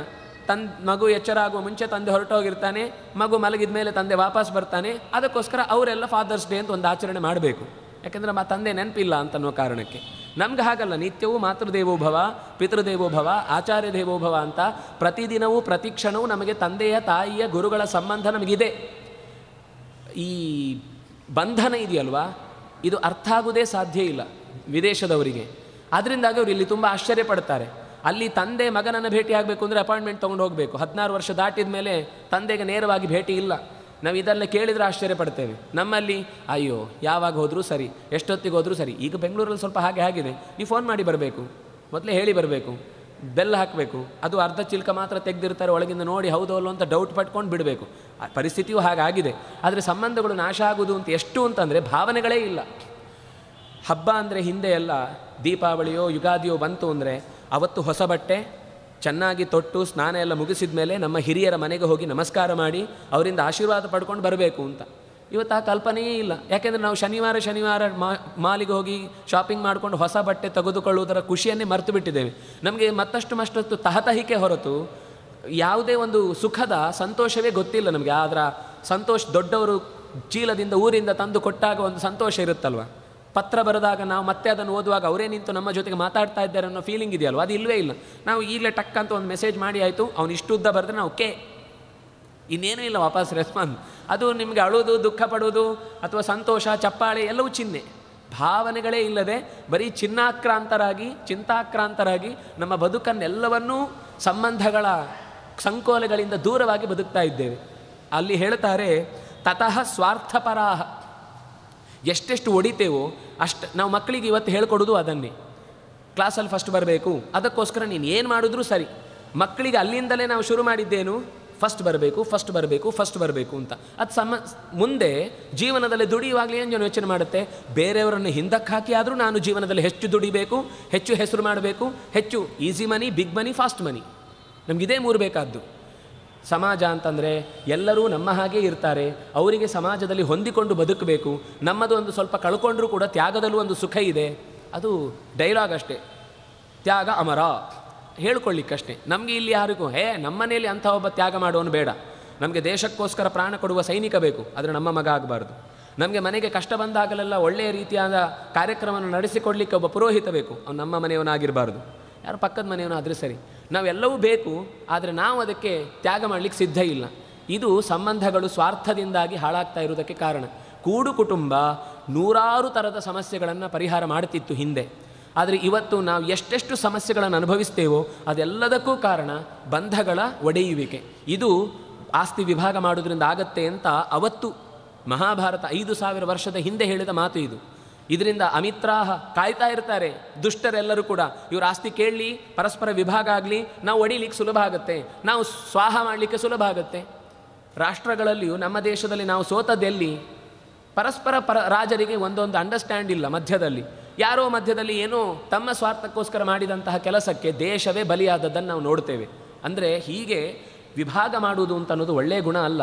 ಯಾವತ್ತು ಕೂಡು ಕುಟುಂಬದಲ್ಲಿ ಬದುಕಬೇಕು ಅನ್ನೋದು ಇದು ಅವ್ರು ನಡೆಸಲಿಲ್ಲ. ಅದರ ಪರಿಣಾಮವಾಗಿ ಹೀಗೆ ಶಾಪಗ್ರಸ್ತರಾಗಿ ಆನೆಯಾಗಿ ಕಿತ್ತಾಡ್ತಾ ಇದ್ದಾರೆ ಅಂತ ಹೇಳಿದ ಮೇಲೆ ಗರುಡ ಹೋಗಿ ಒಬ್ಬನನ್ನು ಒಂದು ಕಾಲಿನಿಂದ ಇನ್ನೊಬ್ಬನನ್ನು ಇನ್ನೊಂದು ಕಾಲಿನಿಂದ ಎತ್ತಿ ಹಿಡ್ಕೊಂಡು ಆಕಾಶಕ್ಕೆ ನೆಗೀತಾನೆ. ನಖೇನ ಗಜಮೇಕೇನ ಕೂರ್ಮಮೇಕೇನ ಚಾಕ್ಷಿಪತ್ ಸಮುತ್ಪಪಾತ ಆಕಾಶಂ ತತಃ ಉಚ್ಚೈಹಿ ವಿಹಂಗಮಃ. ಆ ವಿಹಂಗಮ ಆಕಾಶಕ್ಕೆ ಹಾರಿ ಒಂದು ಕೈಯ ಉಗುರಿನಿಂದ ಗಟ್ಟಿಯಾಗಿ ಆಮೆಯನ್ನು ಭಾರವಾದ ಆ ಎರಡು ಪದಾರ್ಥಗಳನ್ನು ಇಟ್ಕೊಂಡು ಹೋದ. ಹಕ್ಕಿಗಳಿಗೆ ಸ್ವಭಾವ ಏನು, ಯಾವುದಾದ್ರೂ ಮರದ ಮೇಲೆ ಕೂತು ಅದನ್ನು ಕುಕ್ಕಿ ತಿನ್ನುವುದು ಅಭ್ಯಾಸ. ಸರಿ, ಒಂದು ದೊಡ್ಡದಾದ ಬೆಟ್ಟದ ತುದಿಯಲ್ಲಿ ಒಂದೇ ಒಂದು ಬಹಳ ವಿಶಾಲವಾದ ಅಂತಹ ಆಮೆಯನ್ನು ಹಿಡಿದು ನಿಲ್ಲಿಸಬಹುದಾದ ದೊಡ್ಡ ಗೆಲ್ಲುಳ್ಳ ಒಂದು ಮರ ಇತ್ತಲ್ಲಿ. ಯೋಚನೆ ಮಾಡಿ, ಅದೆಂಥ ದೊಡ್ಡ ಆನೆ, ಎಂಥ ದೊಡ್ಡ ಆಮೆ, ಅಂತಹ ದೊಡ್ಡ ಮರ ಅಲ್ಲಿ ಇತ್ತು. ಆ ಮರದ ಬೊಡ್ಡೆಯ ಮೇಲೆ ಕೂತು ಅದನ್ನಿನ್ನೇನು ನೆಲಕ್ಕೆ ಇಳಿಸಿ ಕುಕ್ಕಬೇಕು ಅನ್ನುವಷ್ಟರಲ್ಲಿ ಅವನು ಕೂತ ಕೊಂಬೆ ಪೂರ್ತಿ ಕುಸಿದು ಕೆಳಕ್ಕೆ ಬಿದ್ದೋಗುತ್ತೆ. ಬಿದ್ದೋದಾಗ ಅಯ್ಯಯ್ಯೋ ಅಂತ ಶಬ್ದ ಕೇಳಿಸುತ್ತೆ. ಕೇಳಿಸಿ ಭಯ ಆಗಿ ಗರುಡ ಏನು ಮಾಡ್ತಾನೆ, ತಕ್ಷಣ ಅದನ್ನು ಕೊಕ್ಕಿನಲ್ಲಿ ಹಿಡ್ಕೊಳ್ತಾನೆ, ನೆಲಕ್ಕೆ ಕುಸಿದು ಬೀಳದ ಹಾಗೆ. ಯಾಕೆಂದರೆ ಅದು ಪ್ರಪಾದದ ಭಾಗಕ್ಕೆ ಜಾರಿಕೊಂಡಿರುತ್ತೆ, ಬಿದ್ದರೆ ತೊಂದರೆ ಆಗುತ್ತೆ, ಯಾರಿಗೋ ಏನೋ ಆಗಿರಬೇಕು ಅಂತ ಯೋಚನೆ ಮಾಡಿ ಅದನ್ನು ಕೊಕ್ಕಿನಲ್ಲಿ ಕೈಯಲ್ಲಿ ಹಿಡ್ಕೊಳ್ತಾನೆ. ಹಿಡ್ಕೊಂಡ ಮೇಲೆ ಅಲ್ಲಿ ನೋಡಿದರೆ ವಾಲಕಿಲ್ಯರು ತಪಸ್ಸು ಮಾಡ್ತಾ ಇರ್ತಾರೆ.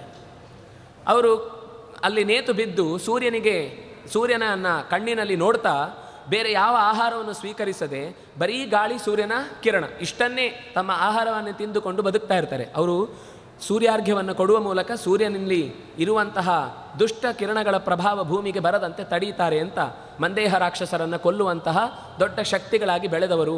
ಅವರು ಭಗವಂತನ ಆಜ್ಞೆಯಂತೆಯೇ ಈ ಕೆಲಸಕ್ಕೋಸ್ಕರ ನಿಯೋಜನೆಗೊಂಡವರು. ನಾವು ಟೈಮ್ ಟು ಟೈಮ್ ಸರಿಯಾಗಿ ಅರ್ಘ್ಯ ಕೊಟ್ಟು ಕೆಲಸ ಮಾಡಲ್ಲ ಅಂತ ಗೊತ್ತು, ಅದಕ್ಕೋಸ್ಕರ ಅವರನ್ನು ವ್ಯವಸ್ಥೆ ಮಾಡಿದ್ದ. ಆ ವ್ಯವಸ್ಥೆ ಕುಸಿದು ಬೀಳುವಂತಹ ಒಂದು ಪ್ರಸಂಗ ಬಂತು. ಗರುಡನಿಗೆ ಗಾಬರಿ ಆಯಿತು, ಎಲ್ಲಿ ಇಳಿಸುವುದು ಇವರನ್ನು? ಕೈಯಲ್ಲಿ ಒಂದು ಕಡೆ ಆನೆ ಇದೆ, ಇನ್ನೊಂದು ಕಡೆ ಆಮೆ ಇದೆ, ಕೈಯಲ್ಲಿ ಬಾಯಿಯಲ್ಲಿ ಕೊಕ್ಕಿನಲ್ಲಿ ಗೆಲ್ಲು ಇದೆ. ಅಷ್ಟೊತ್ತಿಗೆ ಅಪ್ಪ ಕಾಣಿಸಿಕೊಳ್ತಾರೆ. ಅಪ್ಪ, ಇದಕ್ಕೇನಾದರೂ ಪರಿಹಾರ ಹೇಳಿ ಅಂತ ಬಾಯಿಯೊಳಗೆ ಕೆಲ್ಲನ್ನಿಟ್ಕೊಂಡು ಕಿರಿಸ್ತಾನೆ. ಮಗನ ಭಾಷೆ ಅರ್ಥ ಆಗುತ್ತೆ, ಏನಾದರೂ ಅಪ್ಪ ಅಲ್ವಾ, ತೊದಲು ನುಡಿ ಅರ್ಥ ಆಯಿತು. ಅಪ್ಪ ಓಡಿ ಬಂದವನೇ ಹೆದರಬೇಡ ಅಂತ ಹೇಳಿ ವಾಲಕಿಲ್ಯರನ್ನು ಕೇಳಿಕೊಳ್ತಾನೆ. ನನ್ನ ಮಗ ತನ್ನ ತಾಯಿಯನ್ನು ದಾಸ್ಯದಿಂದ ಬಿಡಿಸ್ಲಿಕ್ಕೋಸ್ಕರ ಅಮೃತವನ್ನು ತರಲಿಕ್ಕೋಸ್ಕರ ಹೋಗ್ತಾ ಇದ್ದಾನೆ. ನೀವೇ ಅಭಿಮಂತ್ರಣ ಮಾಡಿ ಸೃಷ್ಟಿ ಮಾಡಿದ ಹುಡುಗ ಇವನು, ನಿಮ್ಮ ಮಗ. ಅದರಿಂದಾಗಿ ಅವನ ಮೇಲೆ ಕೋಪ ಮಾಡ್ಕೊಳ್ಬೇಡಿ, ಅದು ಅಕಸ್ಮಾತ್ತಾಗಿ ನಡೆದ ಕಥೆ. ಅದರಿಂದಾಗಿ ಅವನನ್ನು ಕ್ಷಮಿಸಿಬಿಡಿ.